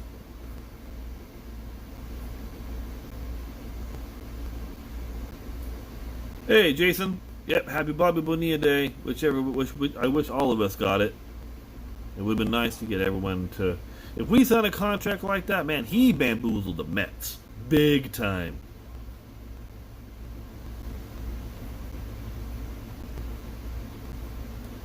Exactly. Roger Maris was bonsai's skinny, and he was still knocking him out. Pudge, Bagwell, and Piazza all juiced.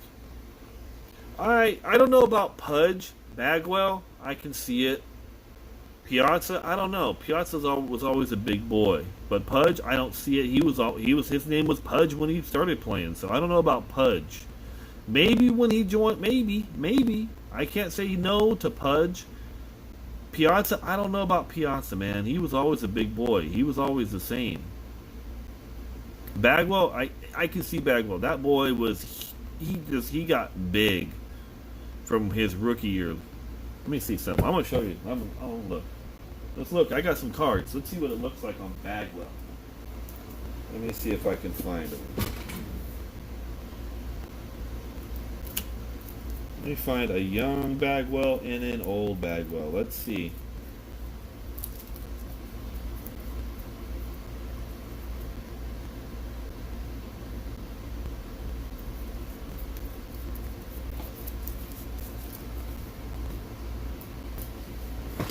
Hold on. Let me get a Bagwell over.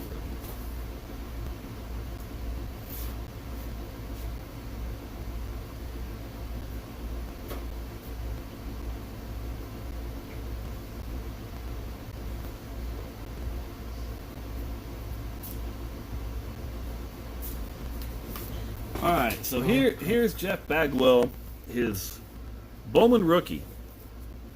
6 foot 195. Here is a 2003 Fleer EX. 6 foot 215. So from his rookie year till then, they're saying he put on 15 pounds. So you go from that to that. I don't know.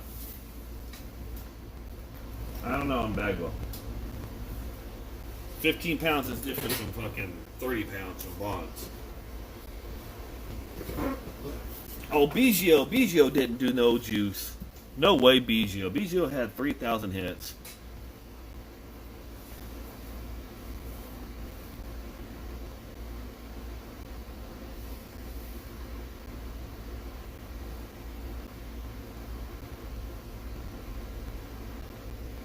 I haven't seen Franco, so I don't even know how he looks right now. I have no idea. If he put on 25 pounds of muscle, I don't know if that's juice or if that's just workout, because they do the testing and they're not going to let him get away with it now. Baseball's under the biggest microscope known to man. They need to have clean players. But there's no way Craig Biggio was on the juice. Craig Biggio was always the same size. He's like Wade Boggs. He got 3,000 hits.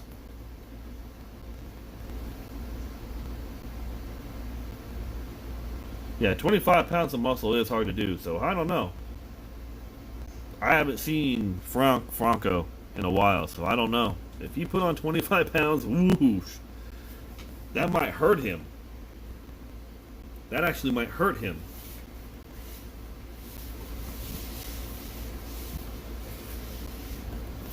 If someone says, I put 10 pounds of muscle on, that's going to be a nice little size to help you. But 25, woo, that's a lot of pound. That's a lot of muscle to be putting on, man.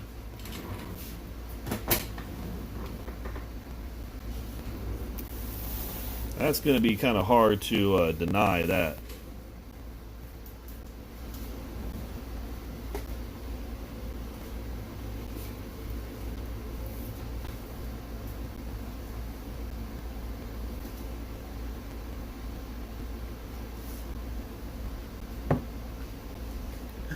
You're gonna go by his arms? Hold on. I have a Biggio card. Let's see what good old Craig Biggio is. I have the same card of Biggio. And let me get one of his rookies. Let's do the comparison game today, guys.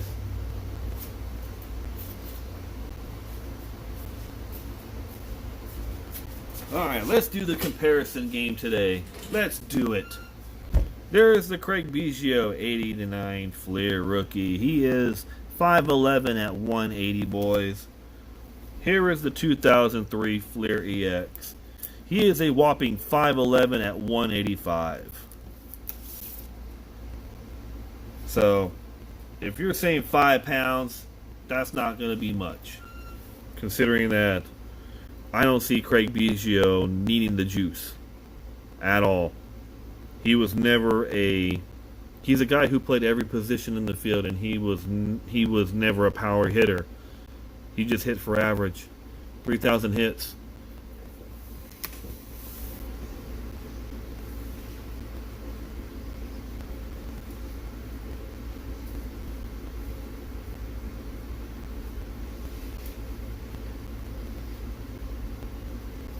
Yeah, SGC, like I said, man, when Beckett and PSA shut down, everybody sent their cards to them, and they got hammered hard. So, I know they say 20 days, but I'm gonna tell you right now, it's still, it's not good. It's not good for them. They need to fix that and bump it up. I'm still waiting for a submission from May 13th, and here it is, July 1st.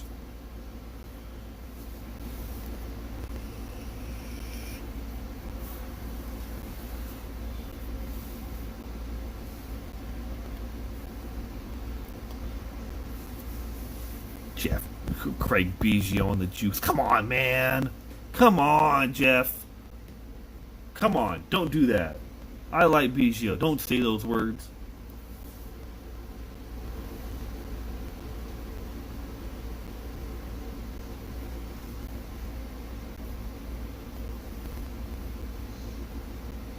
Don't pull that shit on me, man. Don't pull that on me, Jeff. Biggio never needed the juice.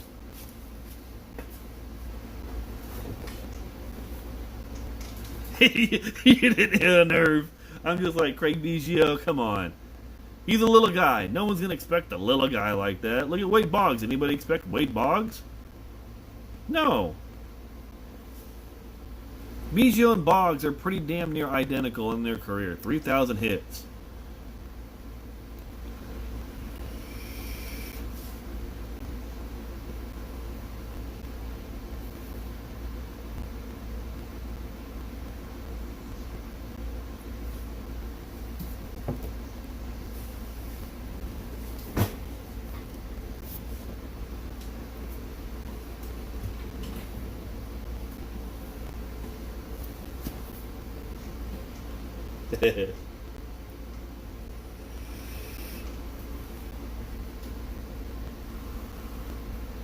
No, he went as the Red Sox, if I'm not mistaken.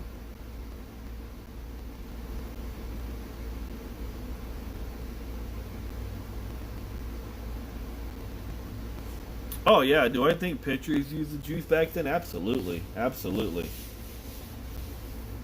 Absolutely. But to me, my favorite pitcher is Greg Maddux. And he was never the most fastest throwing guy. He was more cerebral. Greg Maddux and Nolan Ryan are my two favorite pitchers. Nah, Hershiser did not get in the Hall of Fame. The Bulldog, nope. Nope. He's not in the Hall of Fame.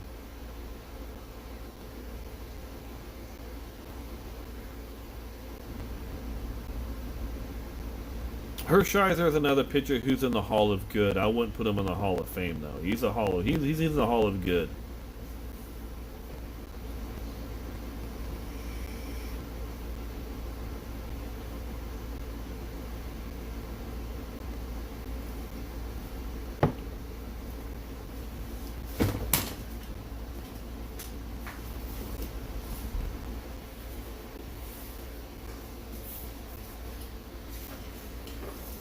Oh, you mean this book, Jack?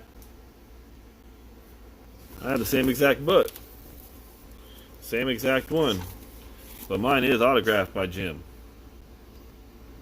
So, yeah. I know all about that book. It's a good book. Like I said, with it being autographed, it was nice. But yeah, it's a good book.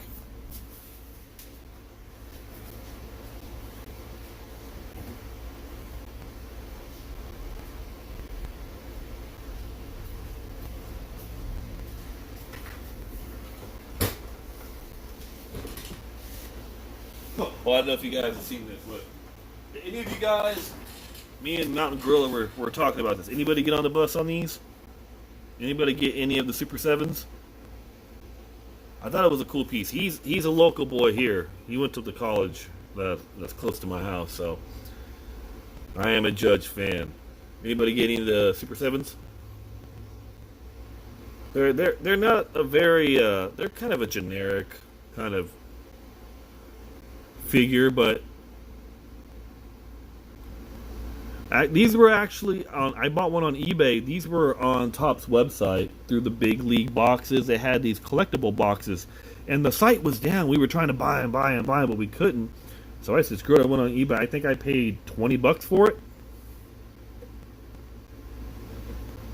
So I thought it was kind of cool, and there's only 5 of them in the set. So if you guys are looking, Judge, Bellinger, Altuve, Posey, and Kershaw, which I think it's blasphemy that there is no Trout in the first series. You have Altuve, Mr. Don't touch my jersey because my freaking pitch monitor is on me.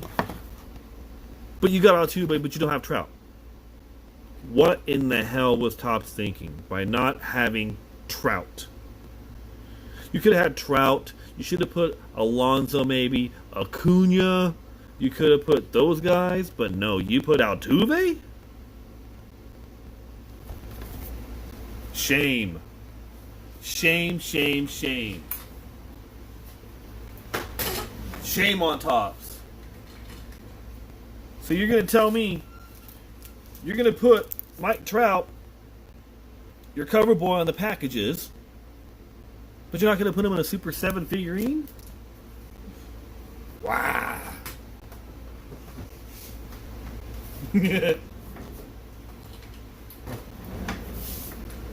Well, Guns, these little dolls costed me $20. It was a little doll. No. Look at I'm Judge. $20.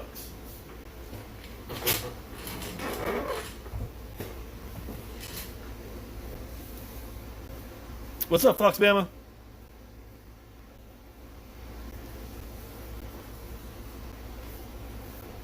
Yeah, you put Altuve in there, but you don't put Trout. Shame. You don't even have Mookie Betts. You don't even have Acuna, Pete Alonso. I mean, you don't even have Max Scherzer, Juan Soto. But you got Jose Altuve. Give me a break. Give me a break.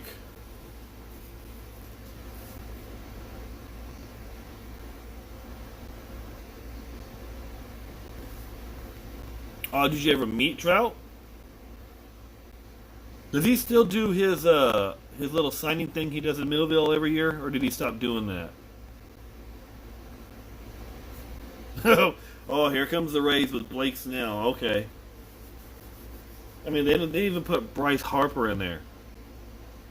And trust me, I'm not a Bryce Harper fan. I think Bryce Harper is the most overrated player in the league. They're not going to put Snell.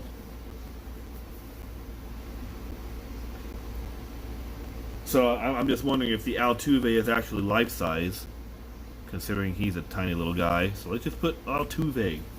Shame on them. I'd rather have George Springer than Altuve.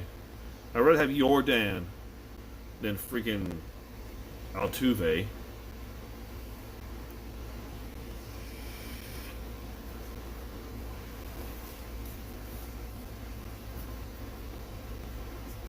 Harper is completely overrated. I'm sorry. If you are a Bryce Harper fan, I am sorry.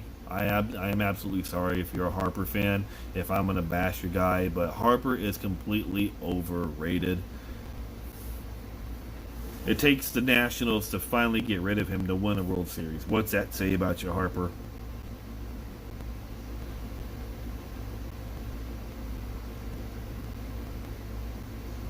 Oh yeah, he's got like front row seats at those Eagles games, man. Definitely. I don't think Mike Trout finishes his career with the Angels. I think he does finish his career with the Phillies. With him being a Philadelphia guy, I'm pretty sure he'll probably sign there and play a couple years in Philadelphia. I'm just saying.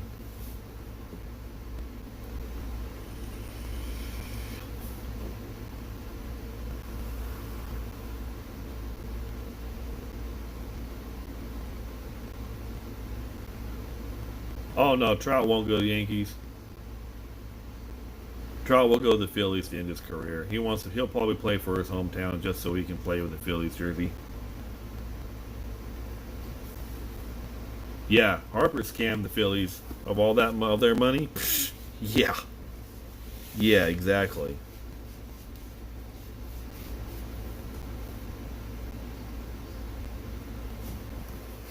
But then again, I don't know if he scammed him.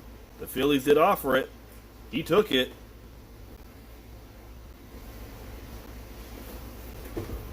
There's an old rule: you're not paid what you're worth. You're paid what you're able to get, what you're able to negotiate for.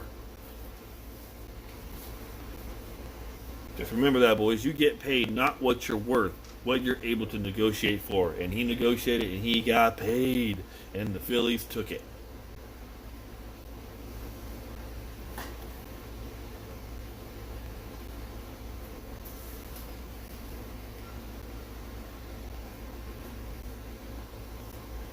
Oh, I take that money in a heartbeat. I take half that money in a heartbeat. Hell, I take a quarter of that money in a heartbeat. He ain't dumb. I was smart for him. He took that money. I would have done the same thing too. The Phillies were just dumb enough to give it to him. There's a sucker born every day. The Phillies were that sucker.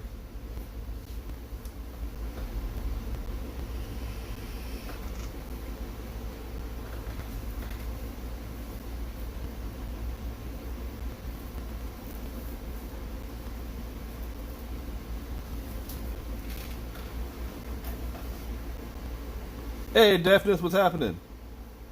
We're talking about the horrible Bryce Harper contract. Oh, someone's bringing up Jacoby Ellsbury. That was horrible. Woo! Wow, that was Jacoby Ellsbury stole from the Yankees. He basically went over there, slapped him in the back of the head, and said, "Give me your money," and they took it, and he took it.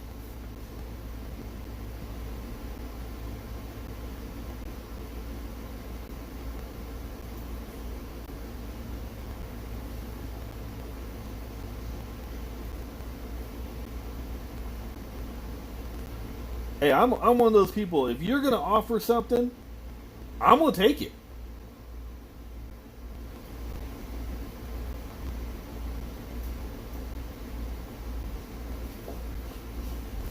If someone offers you something, why not?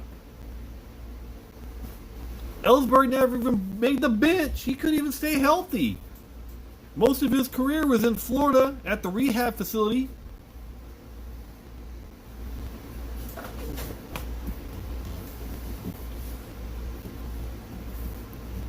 I'm sorry. If he doesn't get his act together too, I think Stanton's going to be in the same boat. Stanton can't stay healthy. And Stanton got paid.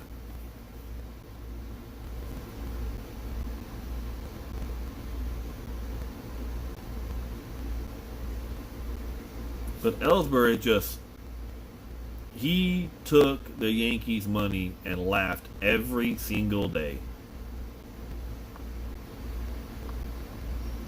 He got released and still got paid.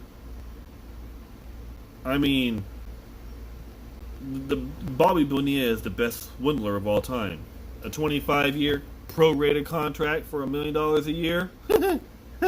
That's great. $1.1 million every July 1st. For I think 25 years? Was that it? Was that it?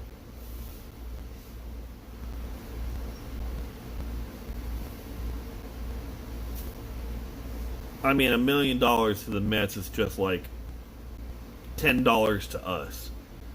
$1 million to the Mets don't mean jack.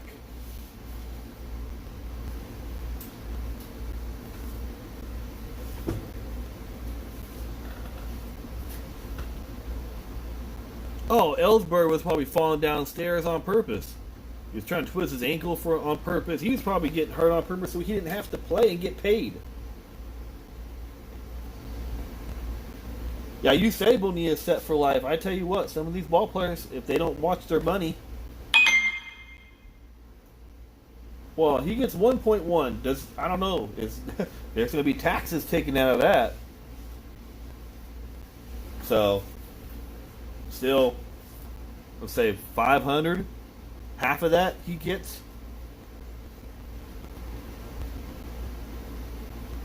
Depending on where he lives. I don't know where Bonilla lives.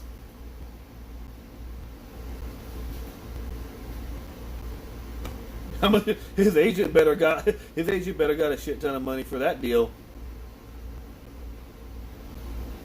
The Mets got okey doked fast on that one. Phillies got okey doked fast by Harper. Well, I can't say the Phillies got okey doked. The Phillies they shot themselves in the foot with that contract.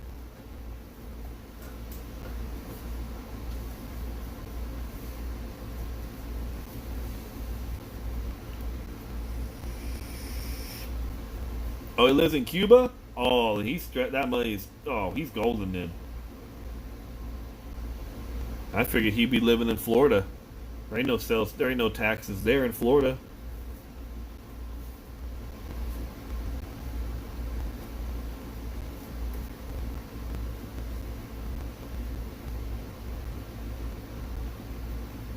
Where does Bobby Bonilla live? On his own island, because he can afford it.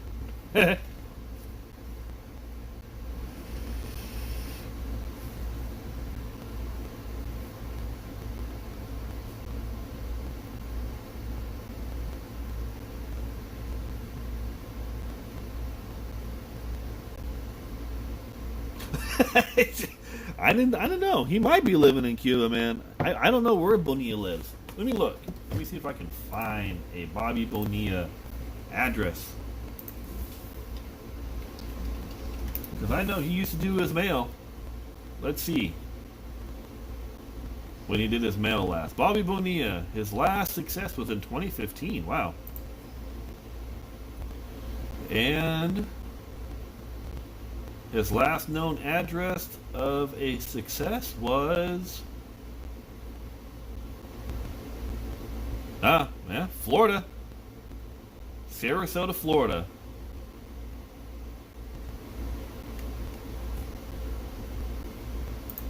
So, I don't know, but he hasn't had a success through the mail in over 5 years.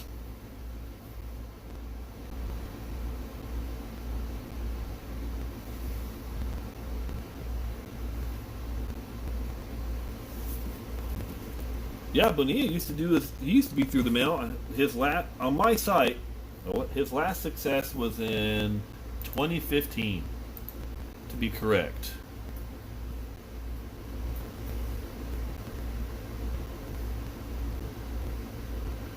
But it looks like the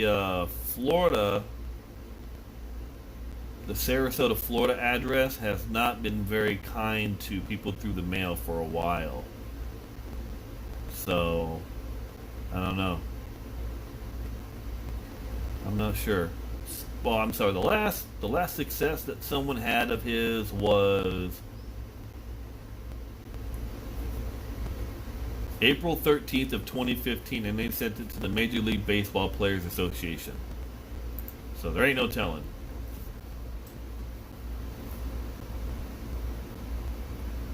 Oh, he's off the grid now. There hasn't been a through the mail from him since April of 2015. And that last success, like I said, was through the Major League Baseball Players Association. So, yeah. Yeah, he gone. You ain't finding him. But did he, let me see. Did he have a private signing anytime? Let me see. No, nope. Nope. He hasn't had a private signing. But, let me see. Let me see what I mean, I've got Bobby Bonilla. There's a lot of cards on here signed that a lot of people have gotten through the mail for trade. So, see,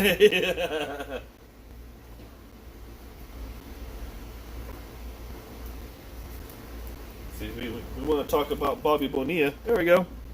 There we go. His autograph is just a B and an O. That's it. That is his actual autograph, boys.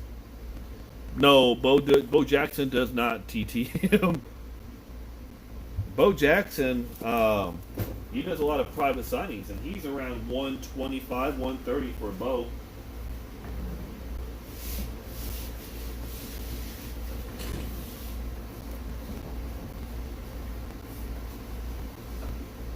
I have a couple Bo autos. But no, Bo Jackson's like around 125, 130 for a card. He will not autograph the one card with the 90 score with his bat on the shoulder pads. He will not do that one.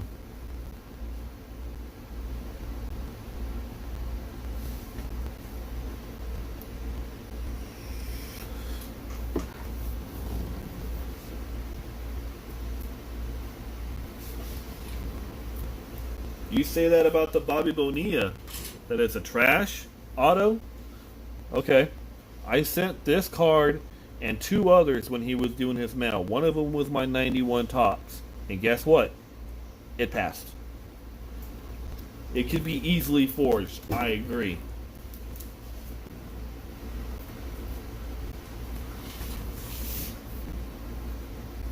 Let me see, Guns. I'll tell you when Bo Jackson did his last. Let me look. Let me see. Mr. Bo Jackson. Let's find out. Bo Jackson.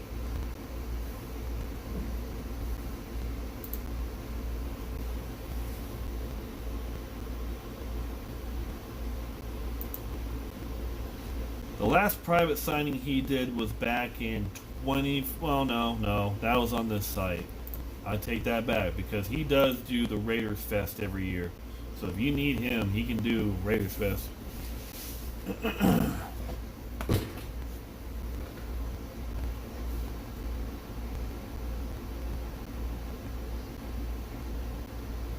Yeah, the card on the shoulder pads, if you have it in like a Gem Mint 10, it's worth money. That card has shot up in value immensely. Yeah, Bobby Bonilla's autograph is just a big blob. It's nothing special. I mean, look. Do you think Mark Mulder's autograph is anything special? No. Do you think John Franco auto is anything special? Look at that. Not really. Do you think Billy Wagner? Billy Wagner has a beautiful autograph, but it's basic. He spells out he does every letter of his auto. Billy has a nice autograph.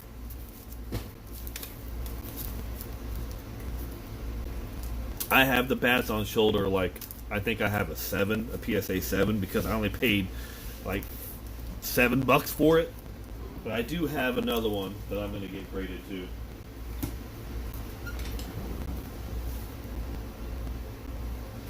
He won't sign that card is because he refuses to give any money or anything to the person who took the photograph of it.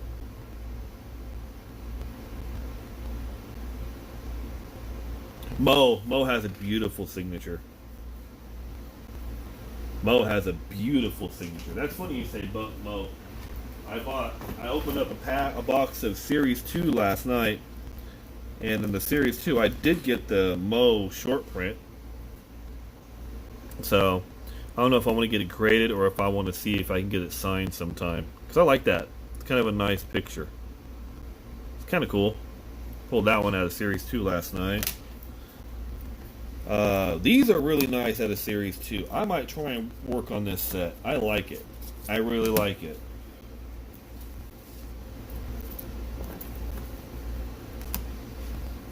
I like these Topps 2030s that were in the Series 2. I got a Judge, a Yelich, a Mookie, and a Baez. But I kind of like these. I kind of like the little design to them. The back's nothing special, but the front of them are pretty cool. I thought it was kind of nice. So I was like, I might try and snag up this set. It's kind of a cool set. And then, let me see, what else did I get out of that box? Trout, Player of the Decade. This Judge 83, or not the 83, the 85 tops on these. These are nice. I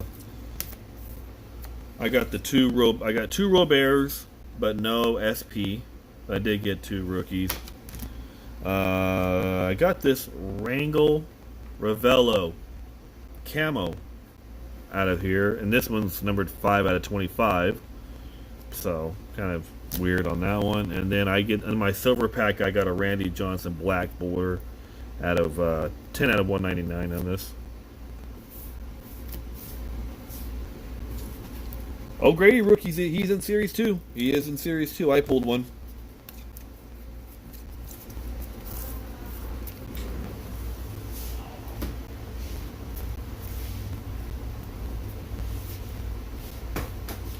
Actually, let me see if I can find it.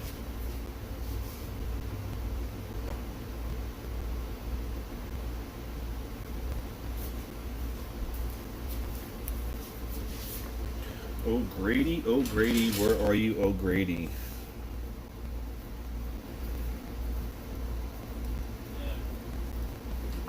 Yep. Can I use my phone to get my banking stuff so I can put it on my computer so I can find out how much is in my checking account? Fine. I just got to charge it. Okay. There you go, Brian O'Grady. So he is in Series 2. Let's see. He was from the Reds.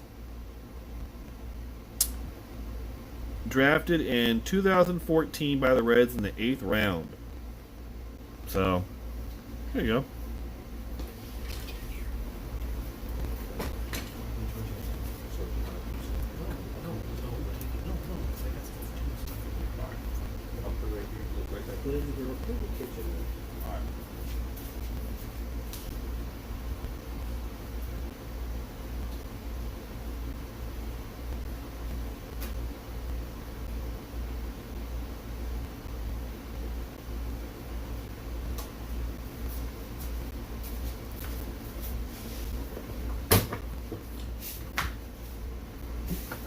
Oh, he's your boy, huh?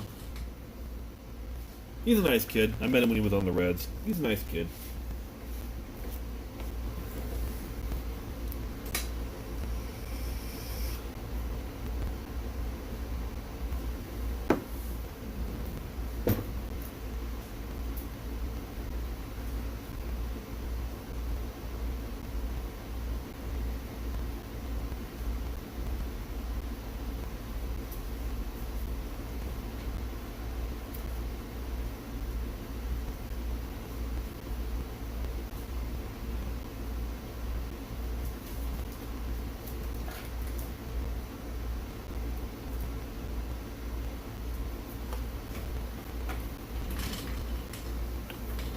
Let me see.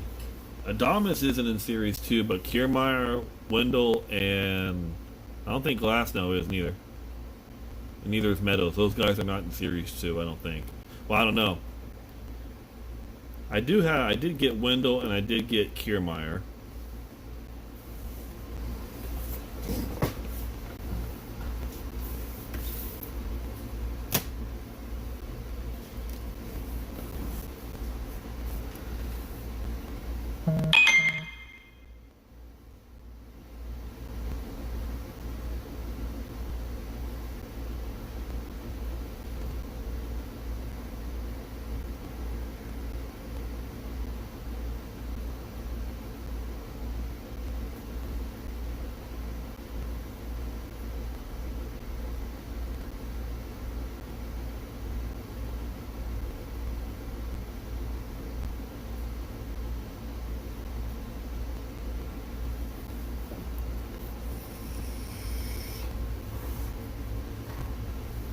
Nice. Yeah, Joey Wendell was nice.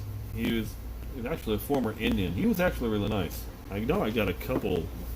I know I got Wendell autos.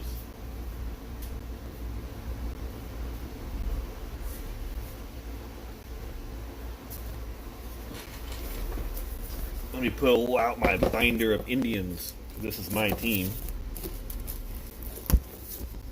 Let's see what windows I have. Tony Walters, Westbrook, Ward. Where are you, Joey Wendell? Ah, here we go. I got his Akron.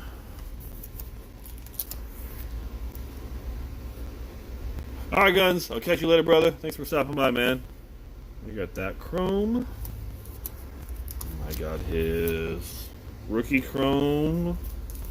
His rookie base. And I have a Carolina Mudcat auto. So, yeah, I know all about Joey Wendell. Joey Wendell's cool. He's a nice kid.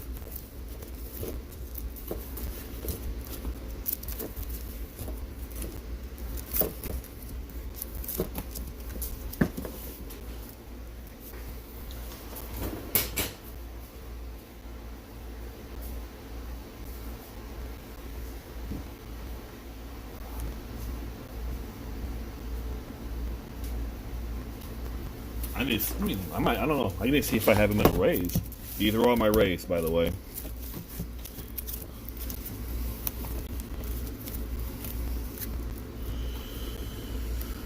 Let me see.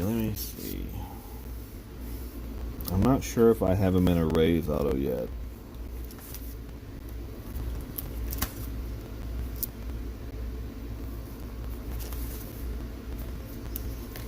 Well, I guess I do not. No, I don't think I have a Joey Wendell in a raise auto. It does not seem to be the case.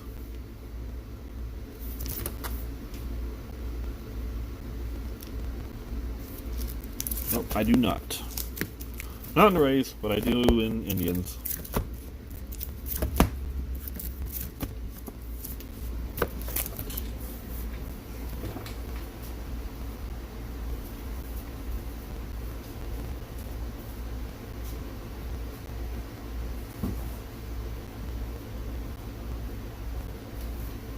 Nah, Jack, I'm good, thanks, man. No big deal.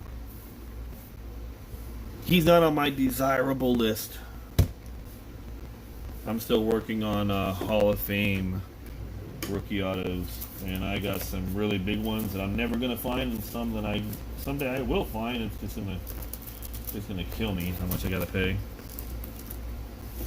Some of them I can still find, some of them I'm not gonna be able to find, but.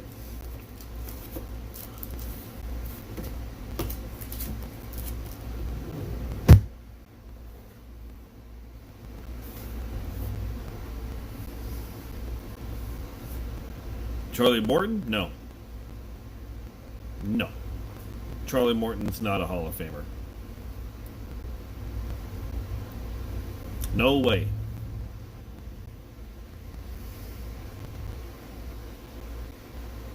If Yohan Santana's not in, then Morton's not going to in.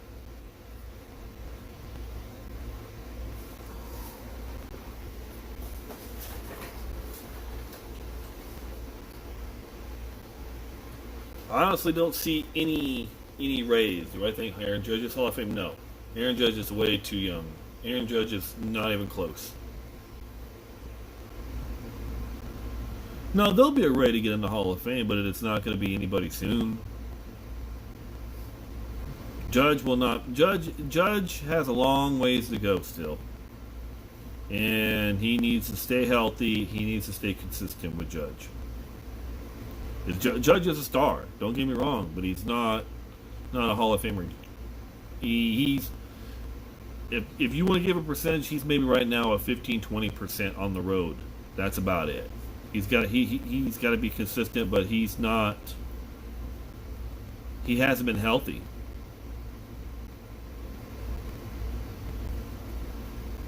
I don't know. I don't know about Franco. I don't know. We gotta see.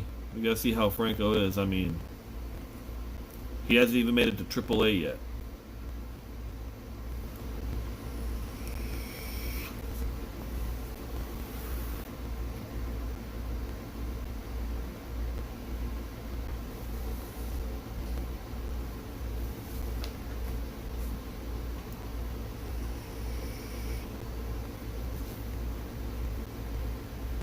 Oh, you think Fox Bama's a Hall of Famer? Okay. Speaking of Fox Bama and Hall of Famer, hey Fox, you still need to pick up the Zimmerman. You need to email me. I still have it for you. Since you did did want the Zimmerman.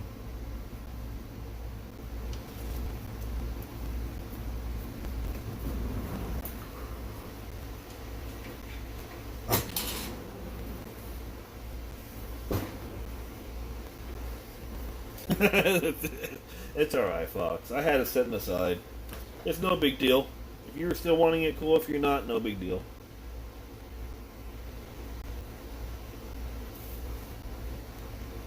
I thought about... Hey, have a good night, Jack. Thanks for stopping by, man.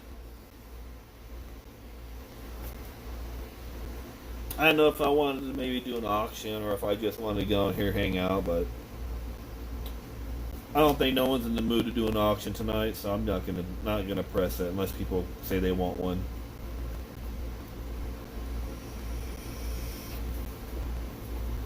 I'm gonna put these babies away.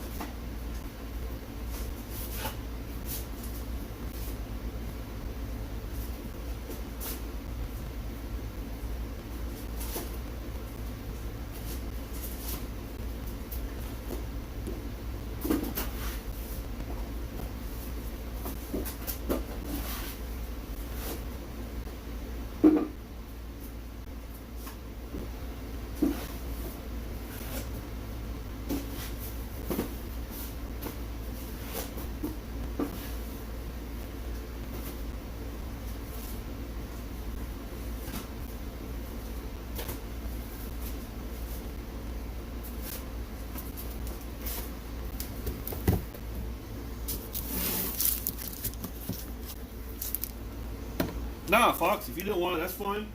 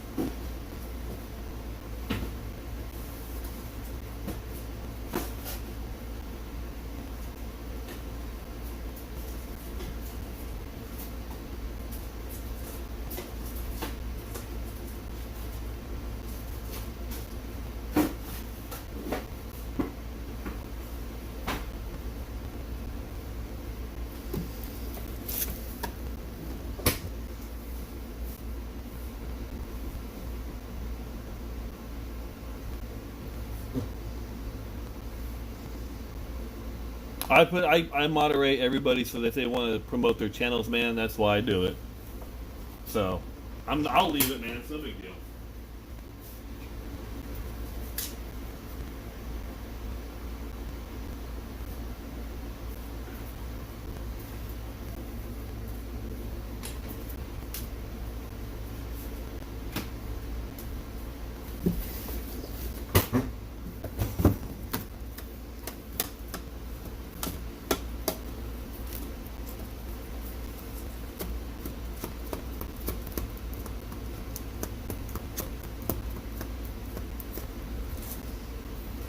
And if you guys want, I can pull out some slabs and we can talk about some slabs. I was on a Jamal Charles kick for a while. I think he could be in the Hall of Fame. I was a big Jamal Charles fan, so I picked up a bunch of his stuff. It's a 9 with a 10 auto. I was a big fan of Jamal Charles. I don't have his real rookie, but I do have the Bradshaw. It's a replica, but it's the only Bradshaw I have. It's a 9 with a 9 auto. I wouldn't mind getting his rookie one time. It's one of these days. Yeah, I told you, another Jamal Charles. I want to get the Chrome Refractor Blue. I think this one's numbered at a 35. I think he has a chance. I think, if I'm not mistaken, this guy has the most scrimmage yards per carry in history. I think he averages a 5.5 yard scrimmage per carry in his career, which is unbelievable. Yeah, and I did have one whenever he had his little beep beep beep beep beep beep beep, so he knows what ball is coming. His autograph is absolutely horrible.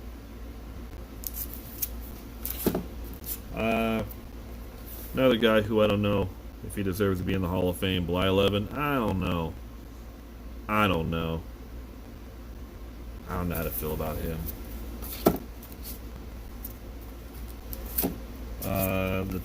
I got 2 Mookie Betts Bowman rookies, the Bowman and the Chrome.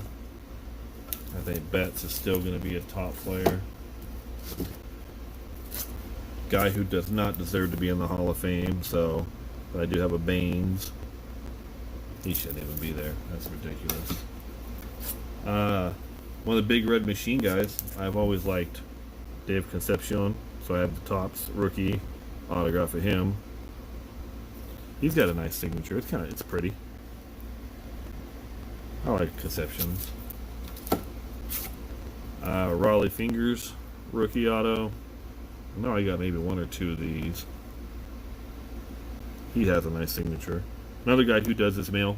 If anybody needs fingers, he does his mail. Chipper, the Upper Deck rookie, with the Hall of Fame inscription on this one. What else? What's this one? Oh yeah, guy who should be in the Hall of Fame, Del Murphy, his rookie auto. I think he needs to be in. Another guy who I think should be in was one of the best hitters with Dave Parker. This guy should be in the Hall of Fame. I'm a big Dave Parker fan, so I think he should be in. The next phenom everyone's talking about, Robert auto. This is the Bowman High Tech out of 99 green. This one got done in person by my buddy who was in the Carolina League when Robert was with the White Sox, when they were with Winston-Salem.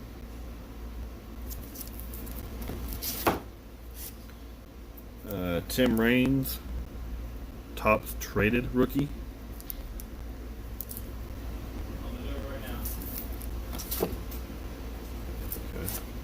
And we were speaking of the Devil, Ozzie Smith. Him and Omar Vizquel had a pretty much similar career in my eyes. If he's in, Vizquel better get in. A couple Ryan Sandbergs, the Fleer rookie. And this is the 90 score, but this is the 90 score 561A, the error card.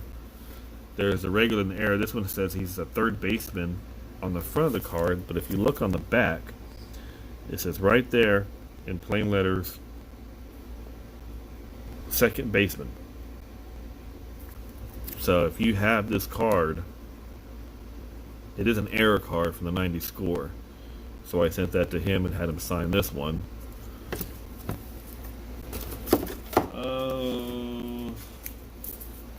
Mr. Darryl Strawberry, 83 Topps traded, rookie auto. Did anybody else really want this card when they were a kid? The Darryl Strawberry. I know I did. It was one of those cards where you gotta have it. I love the 83 design. I've always liked the picture-on-picture card in these. These were always really nice and sweet cards. Fernando Tatis, the Bowman Chrome rookie auto. Before he went to the Padres when he was a White Sox. And I'm sure they absolutely regret that trade. This guy, he's one of the top prospects in the Diamondbacks, Alec Thomas. I got a relic, but it's numbered 5 out of 10, and I got that done in person here in my team last year when he was there. He was with my team last year here in California, so nice kid, would sign all the time, so I picked up this nice card. It's a really thick relic. This one I pulled out of a pack of Panini Chronicles. Was the Kyle Tucker, the red obsidian, and this one's numbered 1 out of 4, so I had the card graded and it came back a 9.5 and a 10. It's not a true 9.5, the centering got a 9, but it's still a 9.5 and a 10 auto. Oh yeah, speaking of Vizquel, here's the upper deck one I have done too. So, like I said, I'm a Vizquel fan. Another guy who I think will get in the Hall of Fame, it's Joey Votto. He's got a shot to get in, I think. Really good player. Got that one done at spring training in person. Not the most talkative guy, but he did sign. The Yelich pro debut rookie when he was with the Marlins. What's this one? Oh, this one's the dual card auto. It has Gene Tennis and Vita Blue. So, what's this one? Oh, this one has Dave Augustine and Ken Griffey Sr. rookie card, signed by both of them. I didn't get Olivares or Jim Tyrone to sign it, but Augustine was already on the card and Griffey signed it. So. And then the last one is signed by all 4. Pretty happy with this one. It's Lou Whitaker, Sam Parlozo, Garth, Eorg, I don't know if it's Eorg or Iorg, and Dave Oliver. That one's all signed by all 4. So, that one that's done, completed.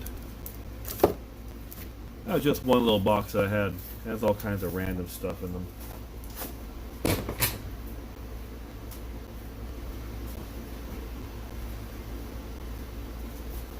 And to show that I'm not completely just all Beckett, I do have a PSA one right here that I could show everybody. Just to tell everybody, yes, I do have PSA. A red Badgrow auto, Hall of Famer. George Blanda.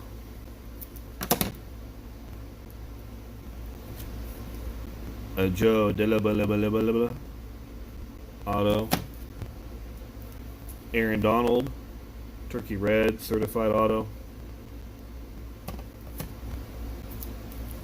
Oh, Willie Davis. Len Dawson auto. Not his rookie, but still a nice card. So. I'm gonna set that aside. I'll probably end up moving that Len Dawson. If anybody wants a Len Dawson, I'll move it. Oh yeah, this one right here was a great buy. I think I paid $40 for this a couple years ago. I can only imagine if I wanted to sell it what I could get now. The Giannis Hoops auto rookie. I can only imagine what I could get for it now, but it's the only Giannis auto that I have. So I'd be kind of curious of what this would fetch. I have no idea.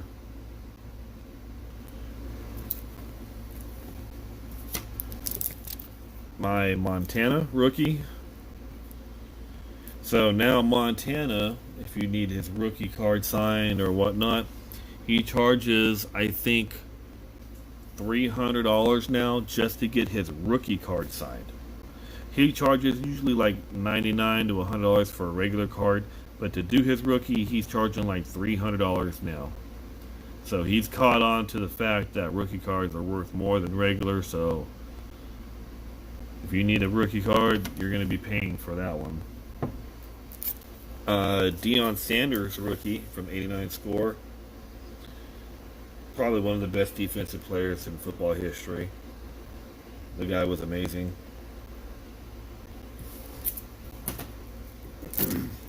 John Elway rookie from the beautiful 1984 top set. These cards are extremely hard to grade and get good grades on. These ones were not very good to get graded, so I didn't want to get that one graded. If you see from top to bottom, it's bad. Thin, really thick. Carl Yastrzemski rookie.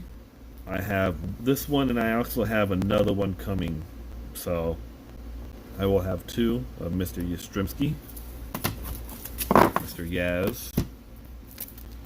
Akeem Olajuwon, one of my favorite players. I need to get a starting lineup of Akeem Olajuwon. Why I don't have one yet is a shame. So one of my favorite, probably my second favorite center of all time besides Shaq. Shaq was more dominant. This guy could actually shoot free throws. He can do it all. He was one of the best centers of all time, so I'm a big Akeem Olajuwon fan. This card is kind of a cool, fun card. I ended up getting this card. My wife bought me a box for Christmas of the old of Topps Chrome. So I was getting it, and then I got a redemption, and out of it, I did get the Cody Bellinger rookie red refractor out of Update. I pulled that. I pulled the redemption for that, and probably one of my greatest pulls out of a retail box. And this one is numbered 9 out of 25 on a belly. I couldn't believe it. So I got a Ichiro 2001 Upper Deck. Mr. Ichiro will be a Hall of Famer, so definitely be on the lookout for Ichiro cards. As of now, I would start looking at Ichiro cards now, before he gets closer to the Hall of Fame. So his cards will go up definitely. Acuna, Bowman Chrome, rookie auto. His stuff is going to keep going up as well. Picked this one up at a good price a long time ago before he was doing good, so really happy I picked that up then. We were talking about Wander Franco. I did get this card out of Spectra, out of Panini Chronicles. It's a relic auto. It's kind of like the little disco ball that they have on those. And this one's numbered 81 to 99 on the Franco.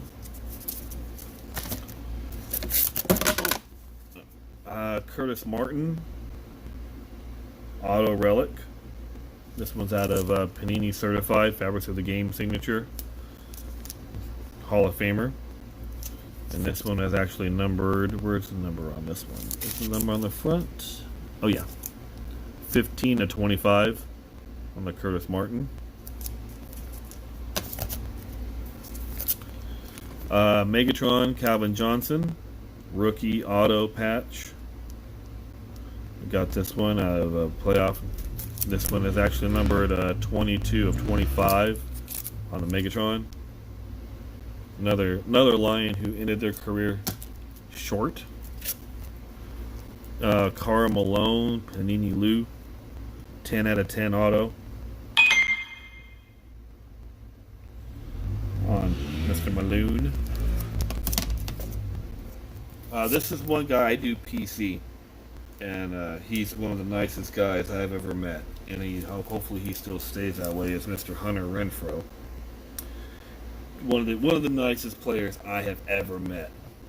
So when he got traded to the Rays, I was like, I'm upset, but I think he is going to destroy it with the Rays when he goes there.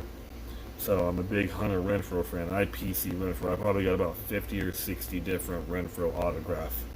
So that's one guy I definitely PC. I love him.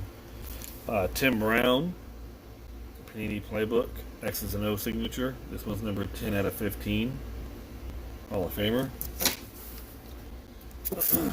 This one is a Kevin Green Gold Strike autograph, numbered 5 out of 25.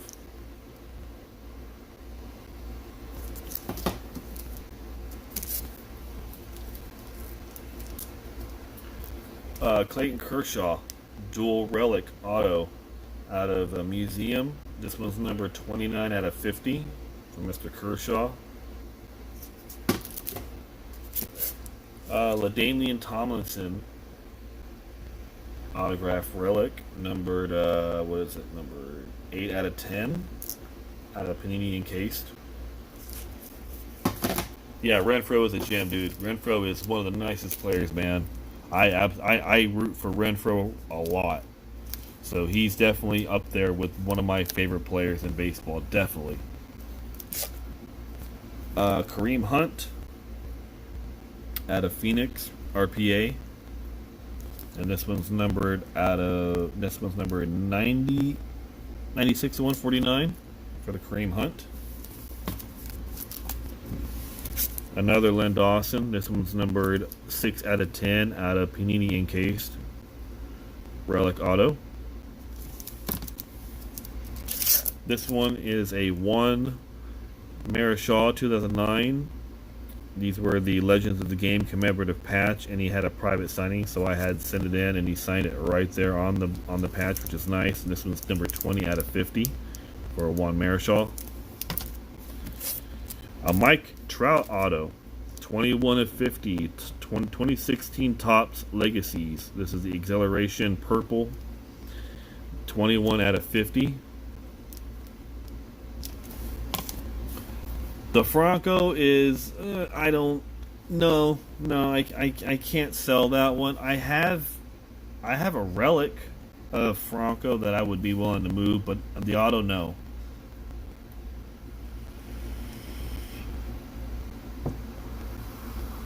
Do you want me to show you the relic one I have that I'm going to sell? Or I can move it if you're interested.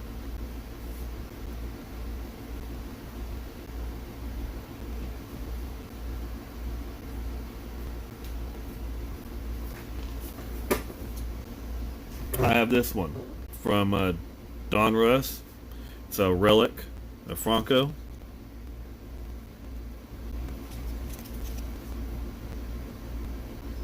I have this one also, but I also have one like this, but it's signed. I have this one, I have his Bowman, and I have that Spectra one. But this one right here I was going to send in to get graded. But if you're interested in it, or do you have that one?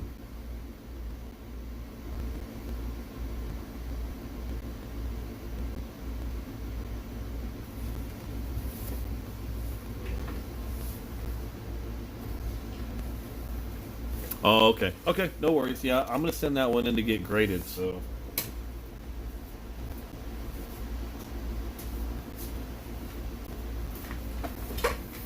Alright. Let's get back. Andre Johnson, 2005 Don Russ Gridiron Gear. This is the Platinum Auto. And this one's numbered 7 out of 10. I was a big Andre Johnson fan. Brian Dawkins, I love the Wolverine. Gold Standard. This one is auto numbered 14 to 25 on the auto patch of Mr. Dawkins.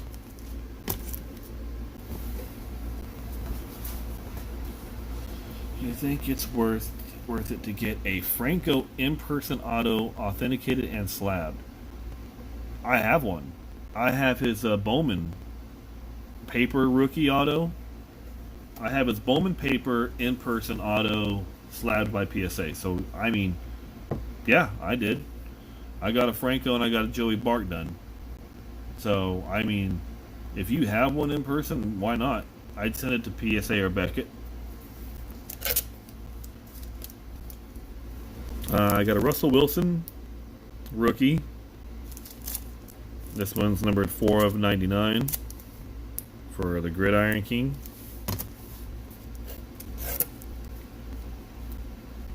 Yeah, I would. Send it to PSA or send it to Beckett and have them authenticate it and slab it. Yeah, I would. Rod Woodson, numbered 7 out of 15, triple relic auto. Mr. Shohei Ohtani, auto relic from the Donruss, his rookie year. Mr. Shohei Ohtani is the only Ohtani I have.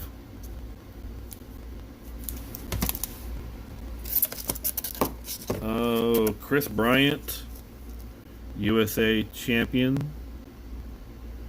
relic auto. Got this one done in person. Derek Brooks, 2 of 25 neon signatures out of Panini Elements. Thought this was a nice card, kind of a cool, different design on the autograph. So I kind of liked it. And a Le'Veon Bell, Bowman Sterling rookie auto. And I'm a big Le'Veon Bell fan, so I was happy to get that. I think Le'Veon Bell will be a Hall of Famer. Guy's a tremendous player. So, just let everybody know, I am not just Beckett. I am PSA also. I do PSA.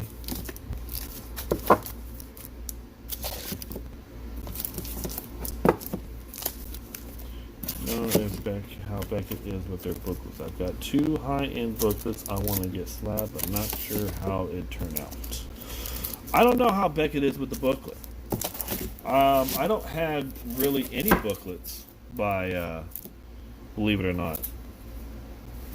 I take that back. I do have 2 booklets, but they're not even slabbed because they're nothing major.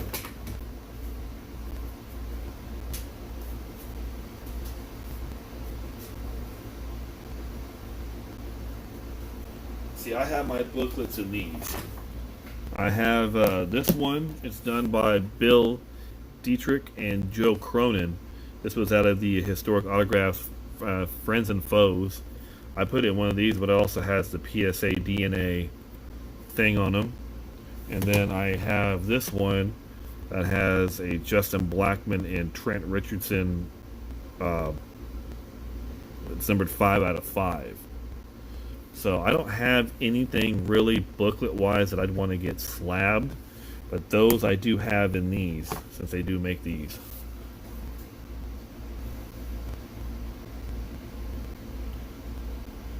Yeah, I definitely get that Jimmy G and Russell Wilson slabbed.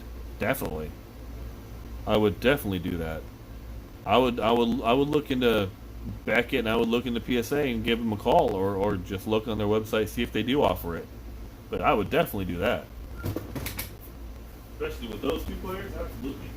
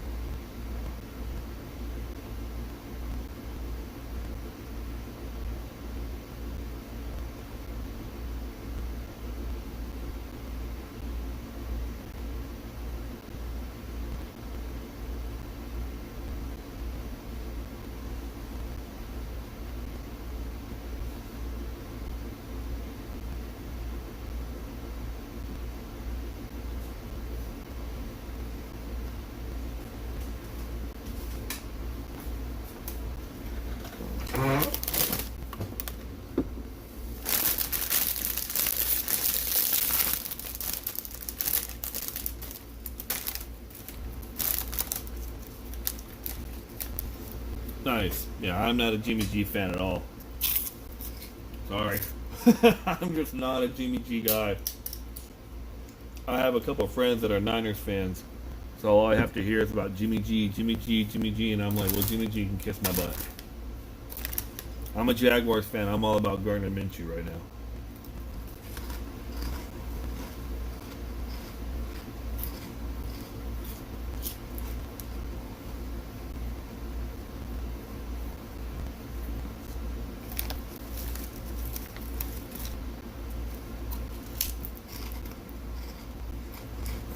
I would definitely look into getting those graded in slab.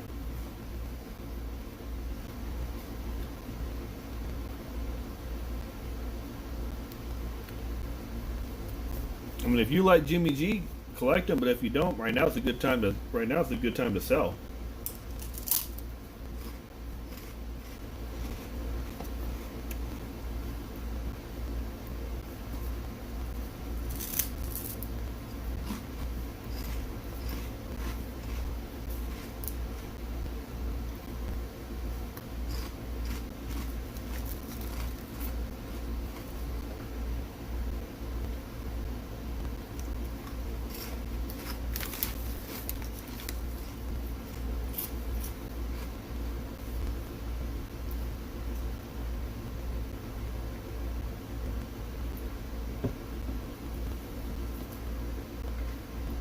Yeah, that's understandable. Keep a go with things to yourself, and then whatever you think you can part with, part with.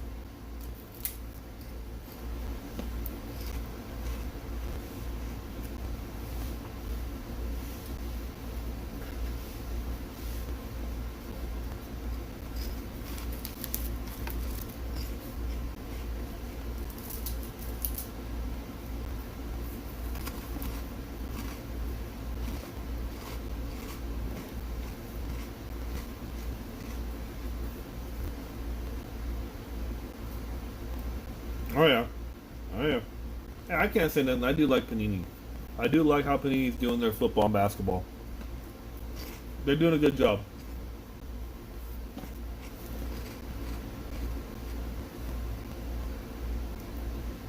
Tops don't seem to stay. They don't think out of the box. Like, well, I started to get back into football. I started to get back into basketball. Well, my main focus has been on baseball for the longest time. It's because mainly that's the one sport that I do a lot of graphing in. So it kind of consumed most of my collecting. But I still make time for the Hall of Famers and those other different leagues, but I don't know. I'm actually starting to go back into other sports again. When I was a kid, I was in every sport, even hockey. But then I started to phase out of hockey. I was in hockey for a couple years, and I phased out of that. And I was really into football, basketball, and baseball. Then I started to phase out of basketball, and I stuck with football, and I phased out of football, and now it's just been completely baseball. But I'm gonna get back in the other ones now.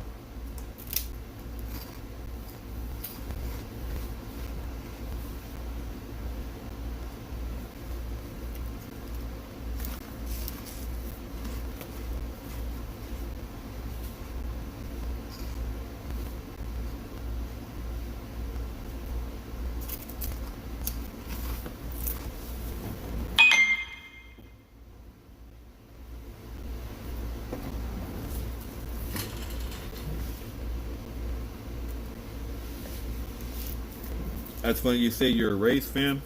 I got a bunch of these Rays cards that are numbered or special.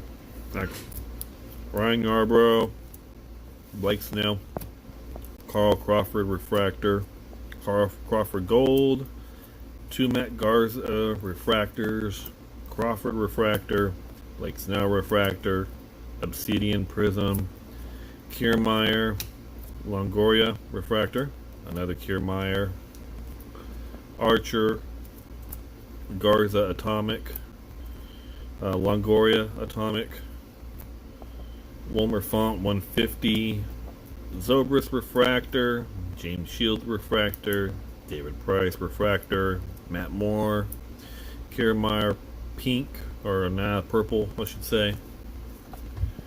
Cashmere first day edition, Meadows blue stars, Adames, Prism, Cobb, Kiermaier, Jennings framed Kiermaier. This one is I think this is the silver. Matt Moore gold, Joyce gold, Price gold, Will Myers, Zobrist, Edwin Jackson, two of those ones. DeJesus, James Shields, Austin Meadows 150, Longoria blue border numbered at a 199. Dickerson old school vintage. This one's at a 99. Odorizzi black. Fernando Rodney red gold. Matt Moore.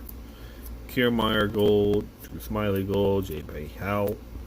Pagan. Crawford chrome. Upton chrome. Cashmere. Rocco Baldelli. Zobrist. Jorge Cantu. Alex Cobb, Jennings, and Adames. These are all like numbered in refractors of Rays. Stuff that will be in the auction if someone asks for Rays. If you're wanting Rays, I put them up there and put them up there. So.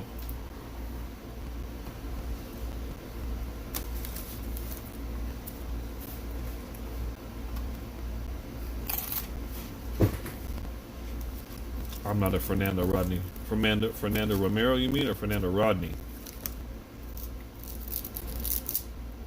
Yeah, Rodney, I'm not a fan of.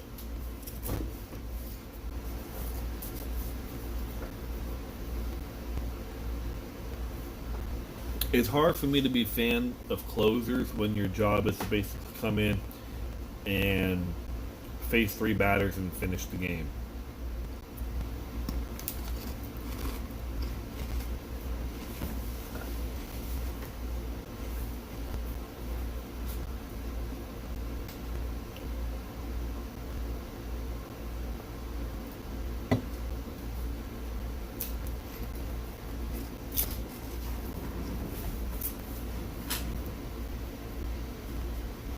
Yeah, Romo's a nice guy.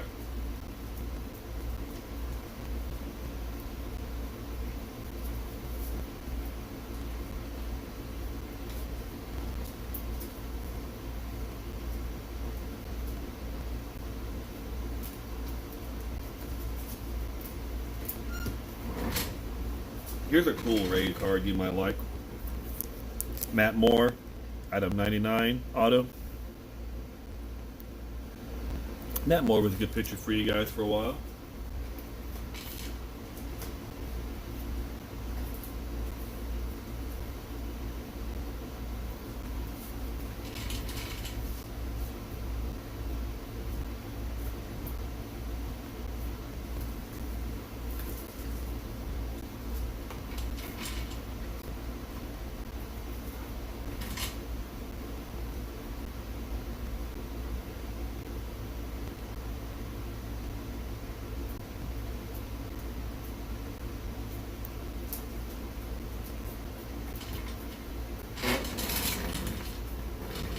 Here's two of them. Tim Beckham. This is the green auto. This one's 27 out of 50. And then the BJ Upton rookie auto. Some other Rays that I had.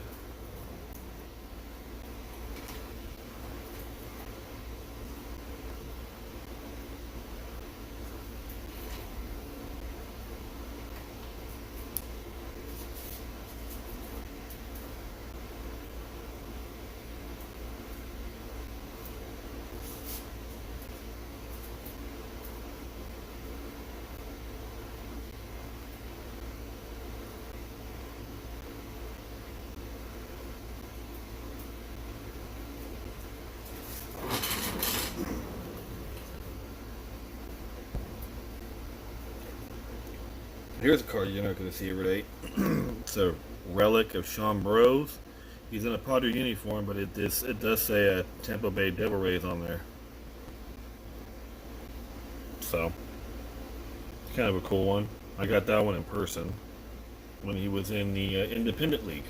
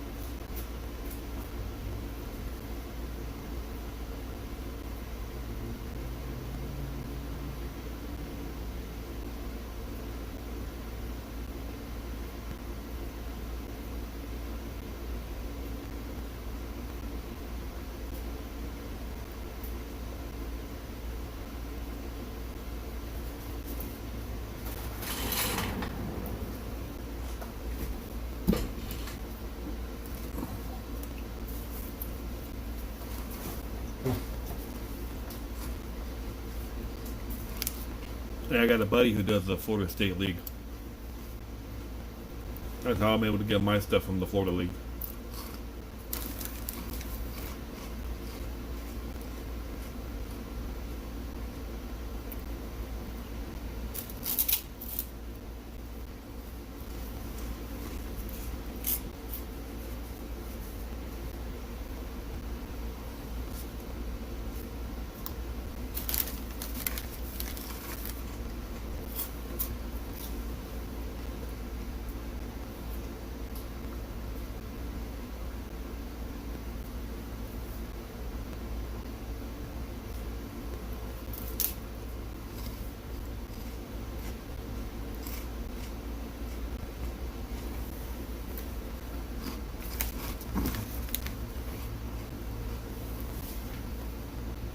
I have one Tebow auto. I have his Bronco Topps rookie.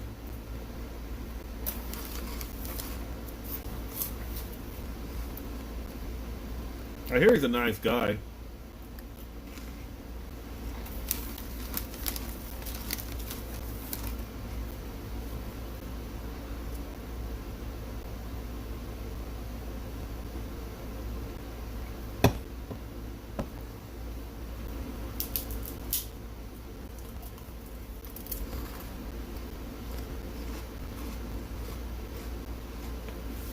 I root for Tebow. I think Tebow's a good dude.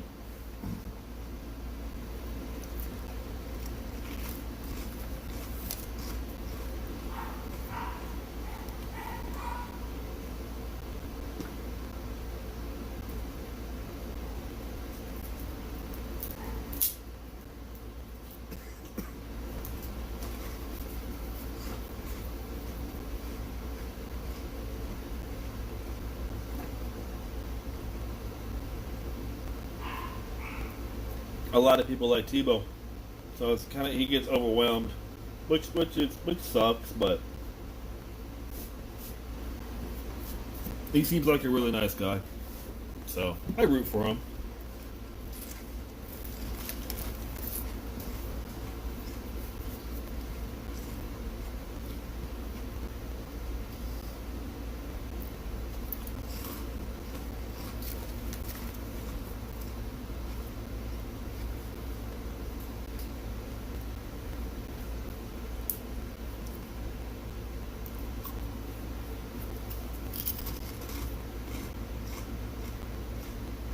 Oh yeah.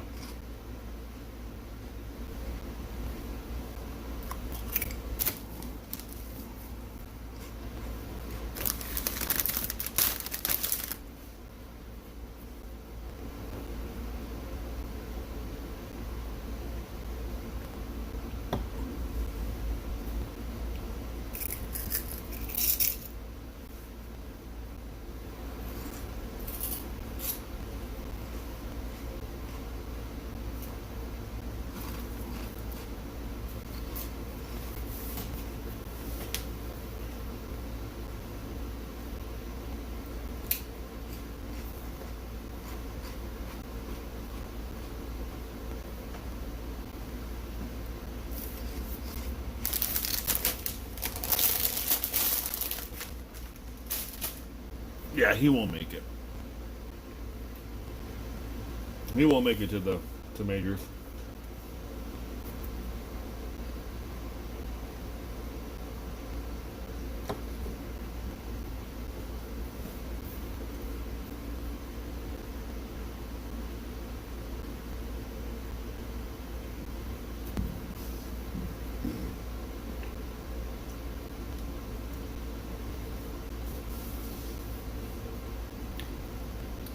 Man, did YouTube go dark tonight?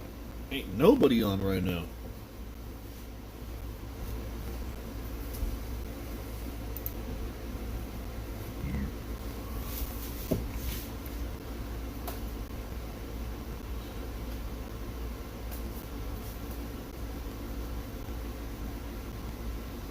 I don't think he's wasting anybody's roster spot because if the person's spot who he's wasting was any good, Tebow wouldn't be there.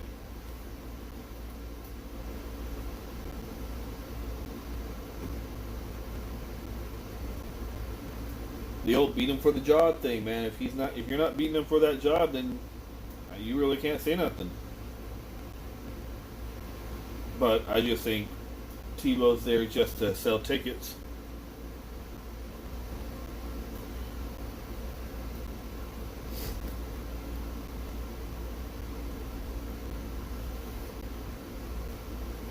Oh no, I don't think they see it that way neither. But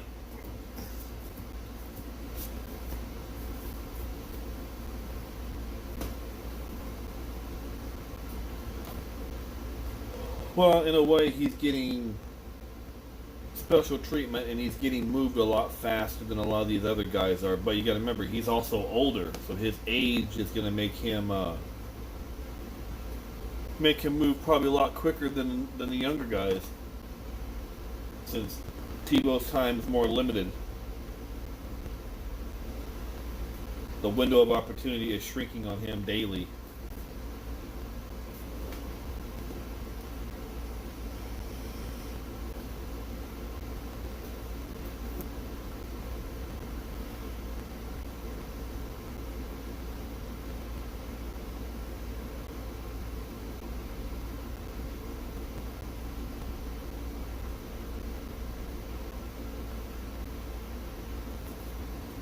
Now Castillo got his shot in the majors, and he got paid a lot of money.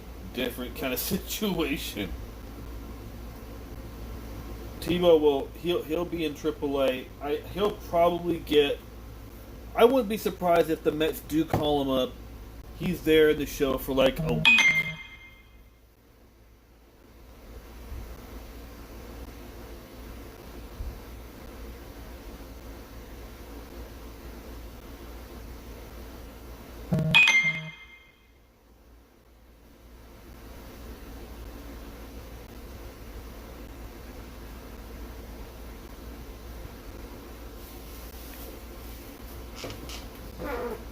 No, that's Yomani. No. That's the Yomani Tomas. No, from the Diamondbacks, Yasmani Tomas. That was probably the worst one.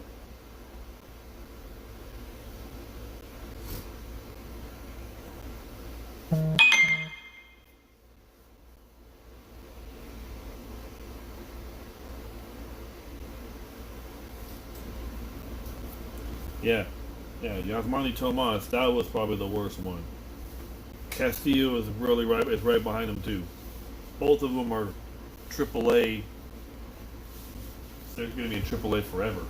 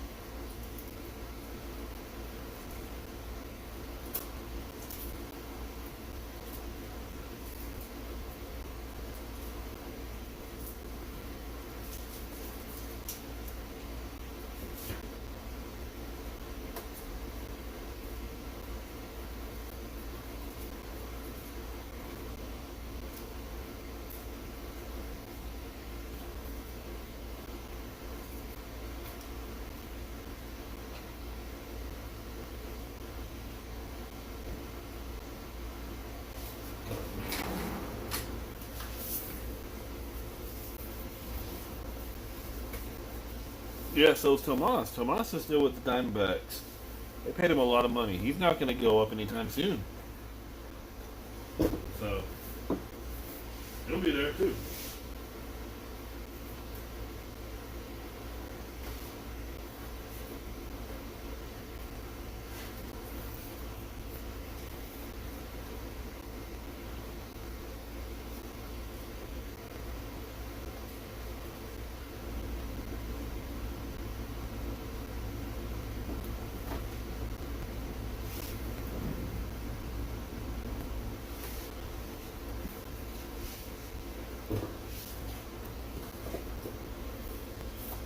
I think I think Vladdy will have a good career. I don't think he's going to have a great career.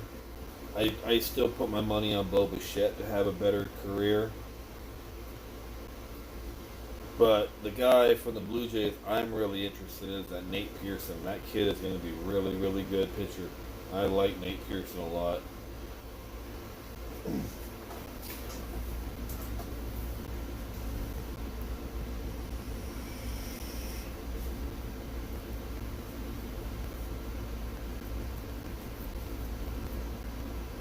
Oh, I'll call it right now. I think Fernando Tatis Jr. will have a better career than Vladdy.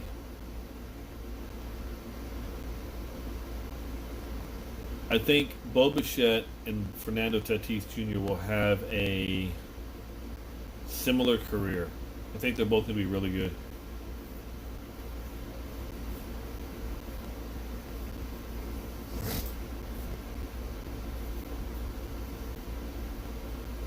Oh, Bo's not going to be the next Trout. No way. Nope. No. Bo is going to be up there in the Lindor, Baez conversation. Trout is unbelievable. Trout is different. Trout is a completely different animal.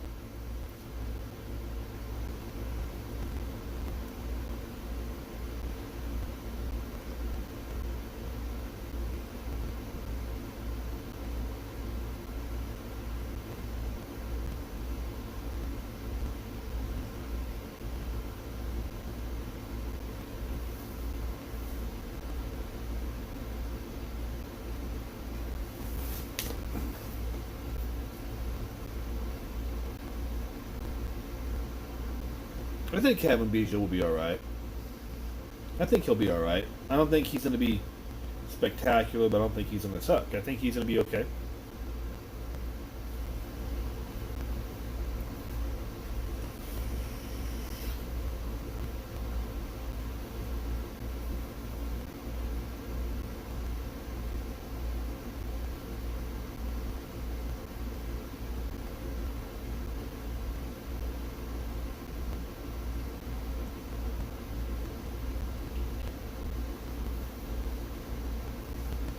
Yeah, he'll be an average player.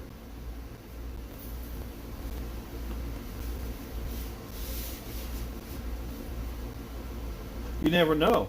We never know how he's going to be compared to his dad. We just don't know.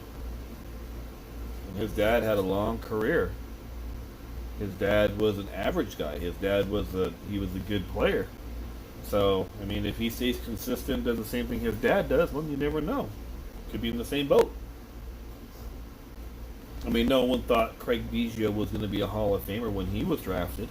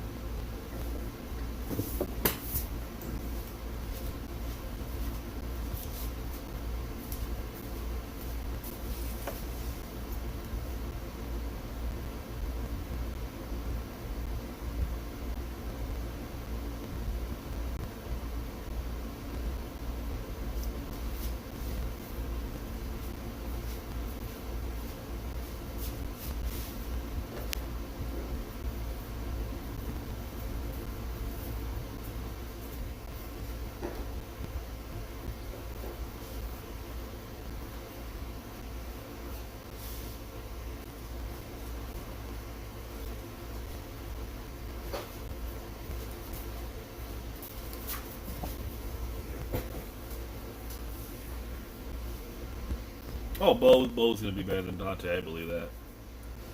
The one prospect I'm really big on right now is this cat, Julio Rodriguez for the Mariners. The kid can hit, and the kid is for real. I mean, this kid, this Julio Rodriguez kid, yeah, he's the real deal. I am really big on Julio Rodriguez. The kid can hit. He can hit. He's going to move fastly. He's going to move very fast in that Mariners organization. I think he was pegged to start in Double A this year and possibly end in Triple A. But I can see him getting to the Mariners quickly. I'm big on him. I'm big on Christian Pache. I think Pache is going to be really good. That Pache kid's going to be really good.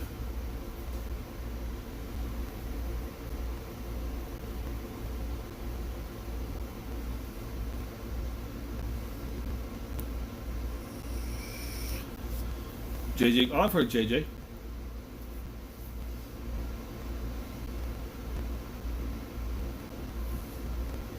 I like that Tariq Skubal from the Tigers. I think he's going to be special too. He's going to be an interesting pitcher. Another pitcher I'm really high on for the Orioles, Grayson Rodriguez. Woo! Grayson Rodriguez is going to be a stud. For the Orioles, going to be a stud. His numbers last year were amazing.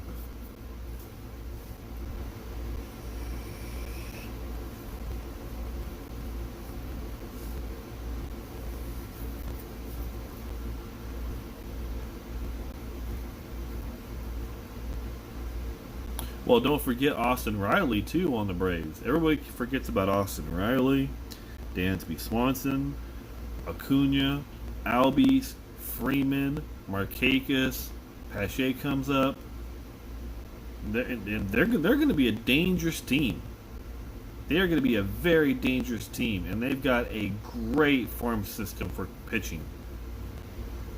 Soroka is going to be really good. They're going to be really good. Braves are stacked, absolutely. The Braves are stacked to make a good run for the next couple of years. Me and my friends get in the debate, who's going to be better, Acuna or Soto? I still say Acuna is going to have a better career than Soto, because the Braves farm system is more stacked for the distance. The Nationals farm system, not so much. I mean, the Nationals only have one big star in the minors, and that's Keyboom. I think Acuna is going to be better than Soto.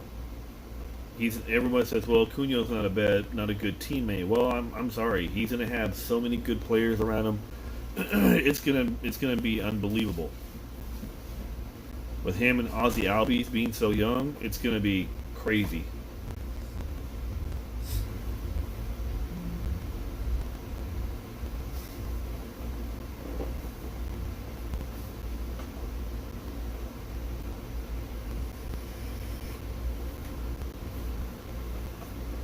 Soto's not on his own. He does have Trey Turner, and Trey Turner's a good player. He has Strasburg. He has Scherzer. So they've got some players.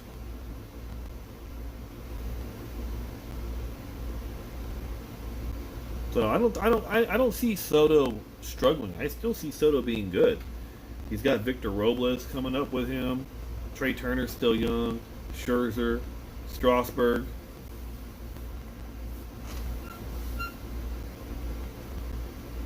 I think Soto will be okay.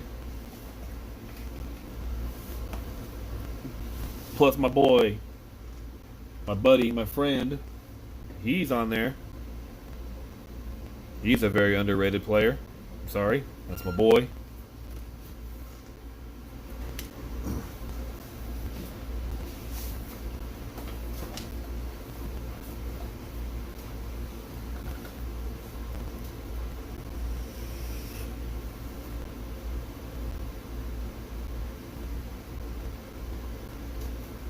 Adam Eaton's my boy. That's my boy. That's my homie.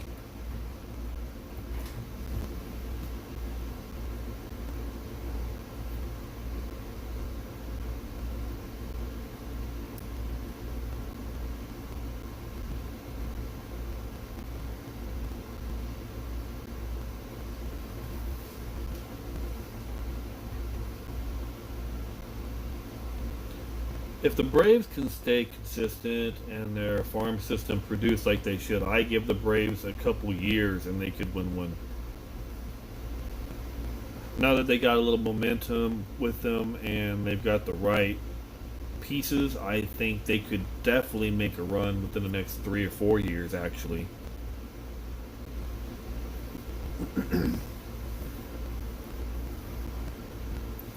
I think the Braves are going to be primed for. I think the White Sox are going to be very interesting in the next couple of years with their young talent. They're going to be interesting. I think the Blue Jays are going to be interesting with their young talent. So there's a lot of teams.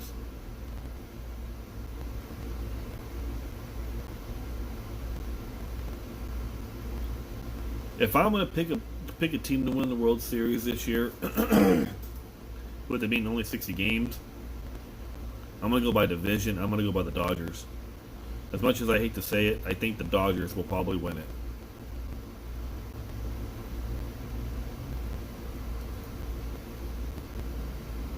The Padres ain't primed for it. The Giants are not primed for it.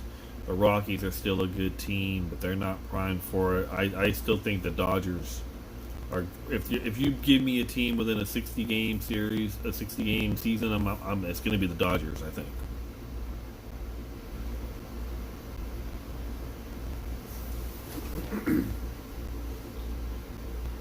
Especially when everybody on the Dodgers is healthy.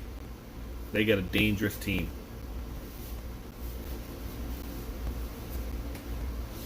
I don't mind if the Dodgers win.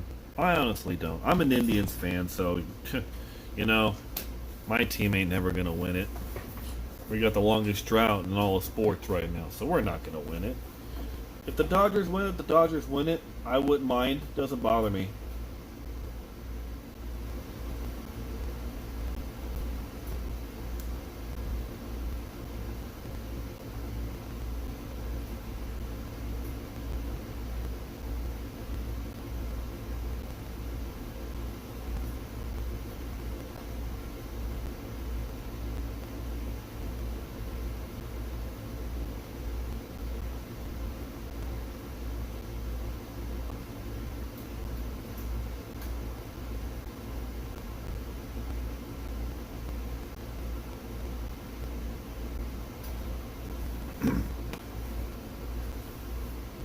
If I was the Dodgers, I'd be complaining too.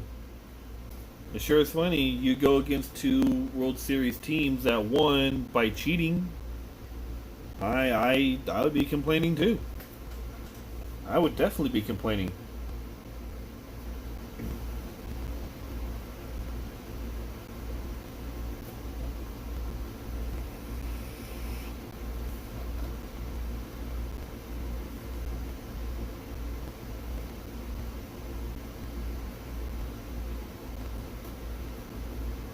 But I think the Dodgers have a good chance of winning it this year. They have all the momentum on their side right now. Everyone's healthy. Everyone will be back.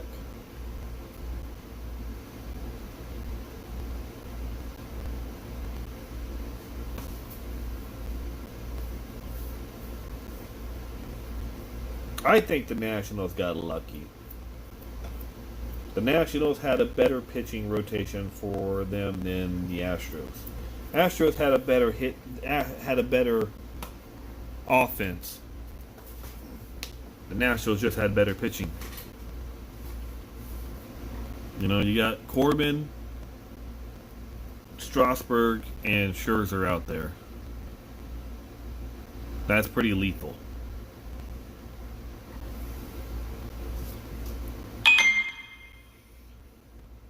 Granted, the Astros had Verlander and Greinke, but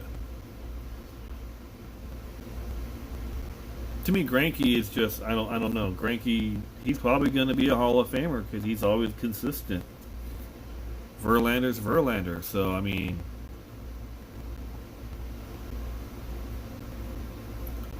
I don't know how much Altuve is going to get plunked, or the Astros are going to get plunked in general. If there's no fans in the stands, then really, what's the point? Because it's not like you're going to get any crowd interaction, and you're going to, start stuff.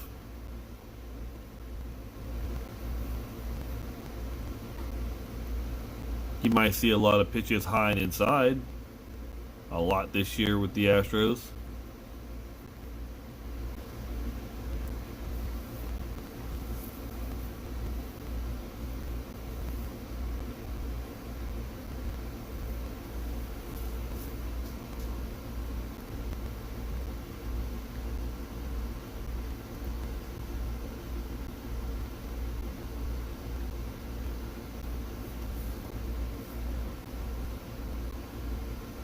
I don't see the Astros getting a lot of flack.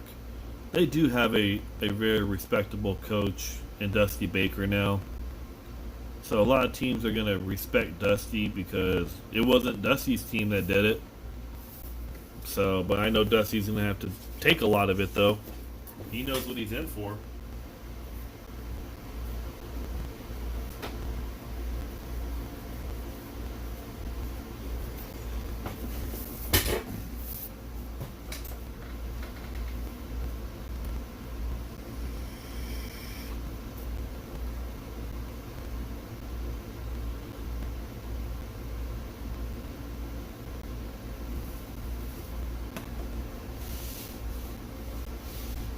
No, I don't think so. I think Dusty knew what he was getting into. Hey, where's your phone? Bring it to me. Okay. Okay. Nah, Dusty knew what he was getting into. He wouldn't have done it. He wouldn't have got on to the team if he not knew how to handle it. And like I said, Dusty's a very respectable player and the coach in the major leagues. A lot of people respect him, so I'm sure they're going to get their fair share of stuff from teams, but it'll end quickly.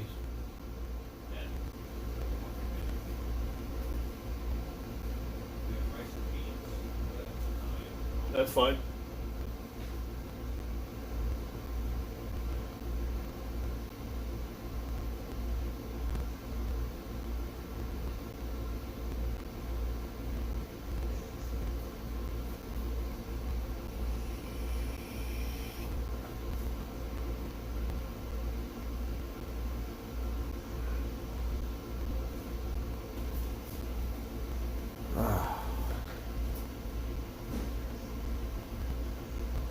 Yeah, with my work schedule, there's no way I can watch a game in person, so I'll just watch it on MLB Network.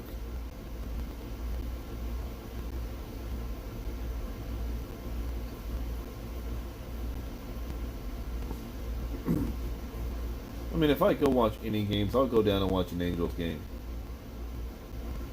I don't want to see a Giants. I don't want to see an A's. I don't want to see a Dodger. I don't want to see a Padre. Well, I mean, I wouldn't mind seeing a Padre game.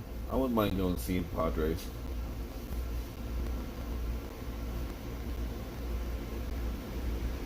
Honestly, the minor leagues shutting down and everything like that, I really haven't had the itch to do any graphing, man. I'm kind of been burnt out on doing it. Hey, Martin, how you doing, man?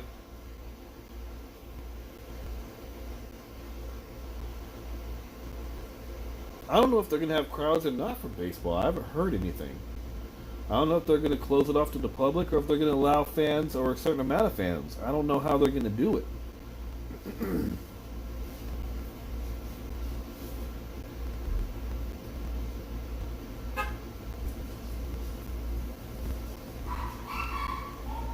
We're just BSing with baseball and a little bit of everything. You bring up a conversation, we can talk about it.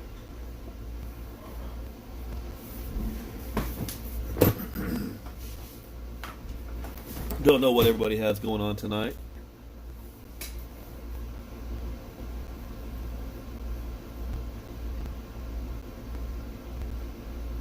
Oh, they're not gonna let you even go near there, man. So don't even try. Nah, I wouldn't even try. They're not even gonna let you go in the building. They're not even gonna let you go in the field.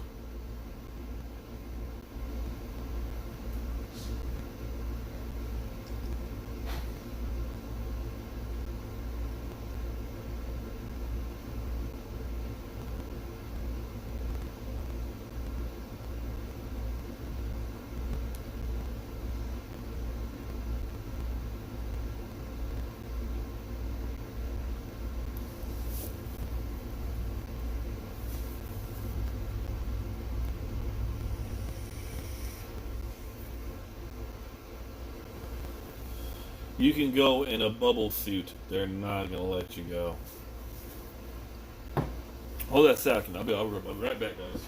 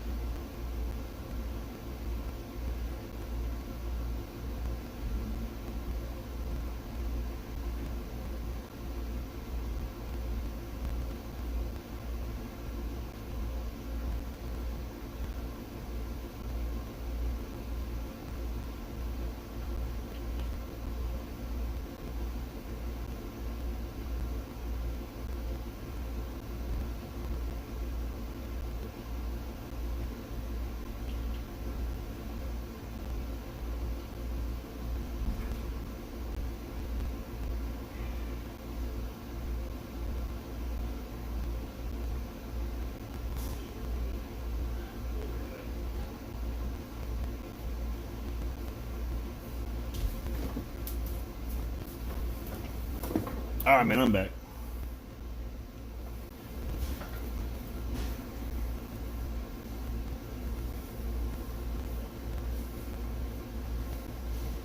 Oh, some people got Peyton Manning, huh? That's nice.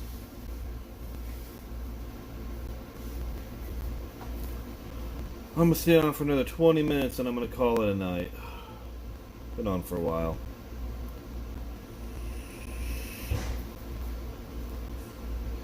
Seems like nobody else is gonna jump in tonight.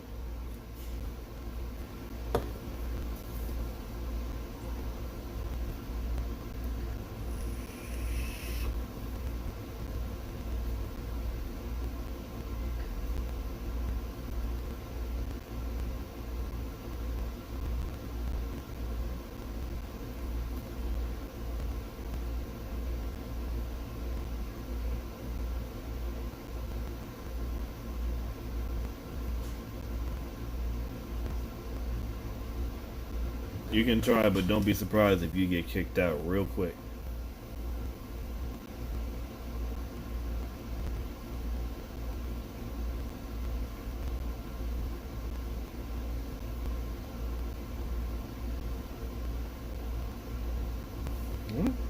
Try it. Worst case scenario, they tell you to leave.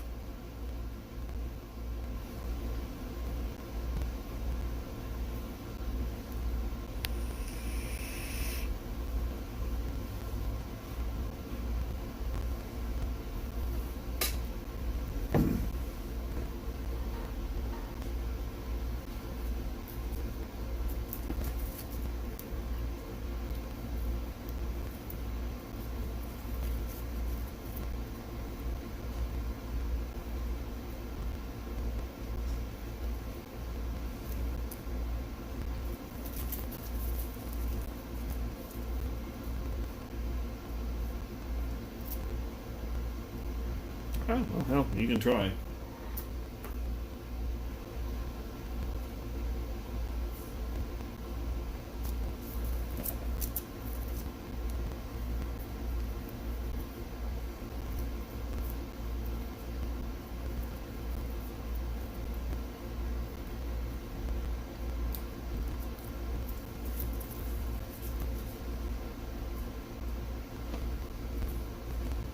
Oh, you know, the Rays got a good deal on that.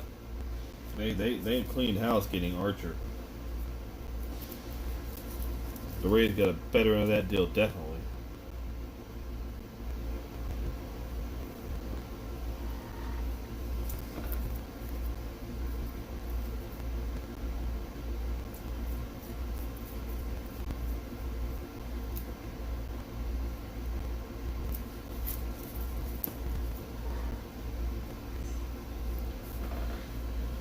Hell, I'm gonna jump off, man.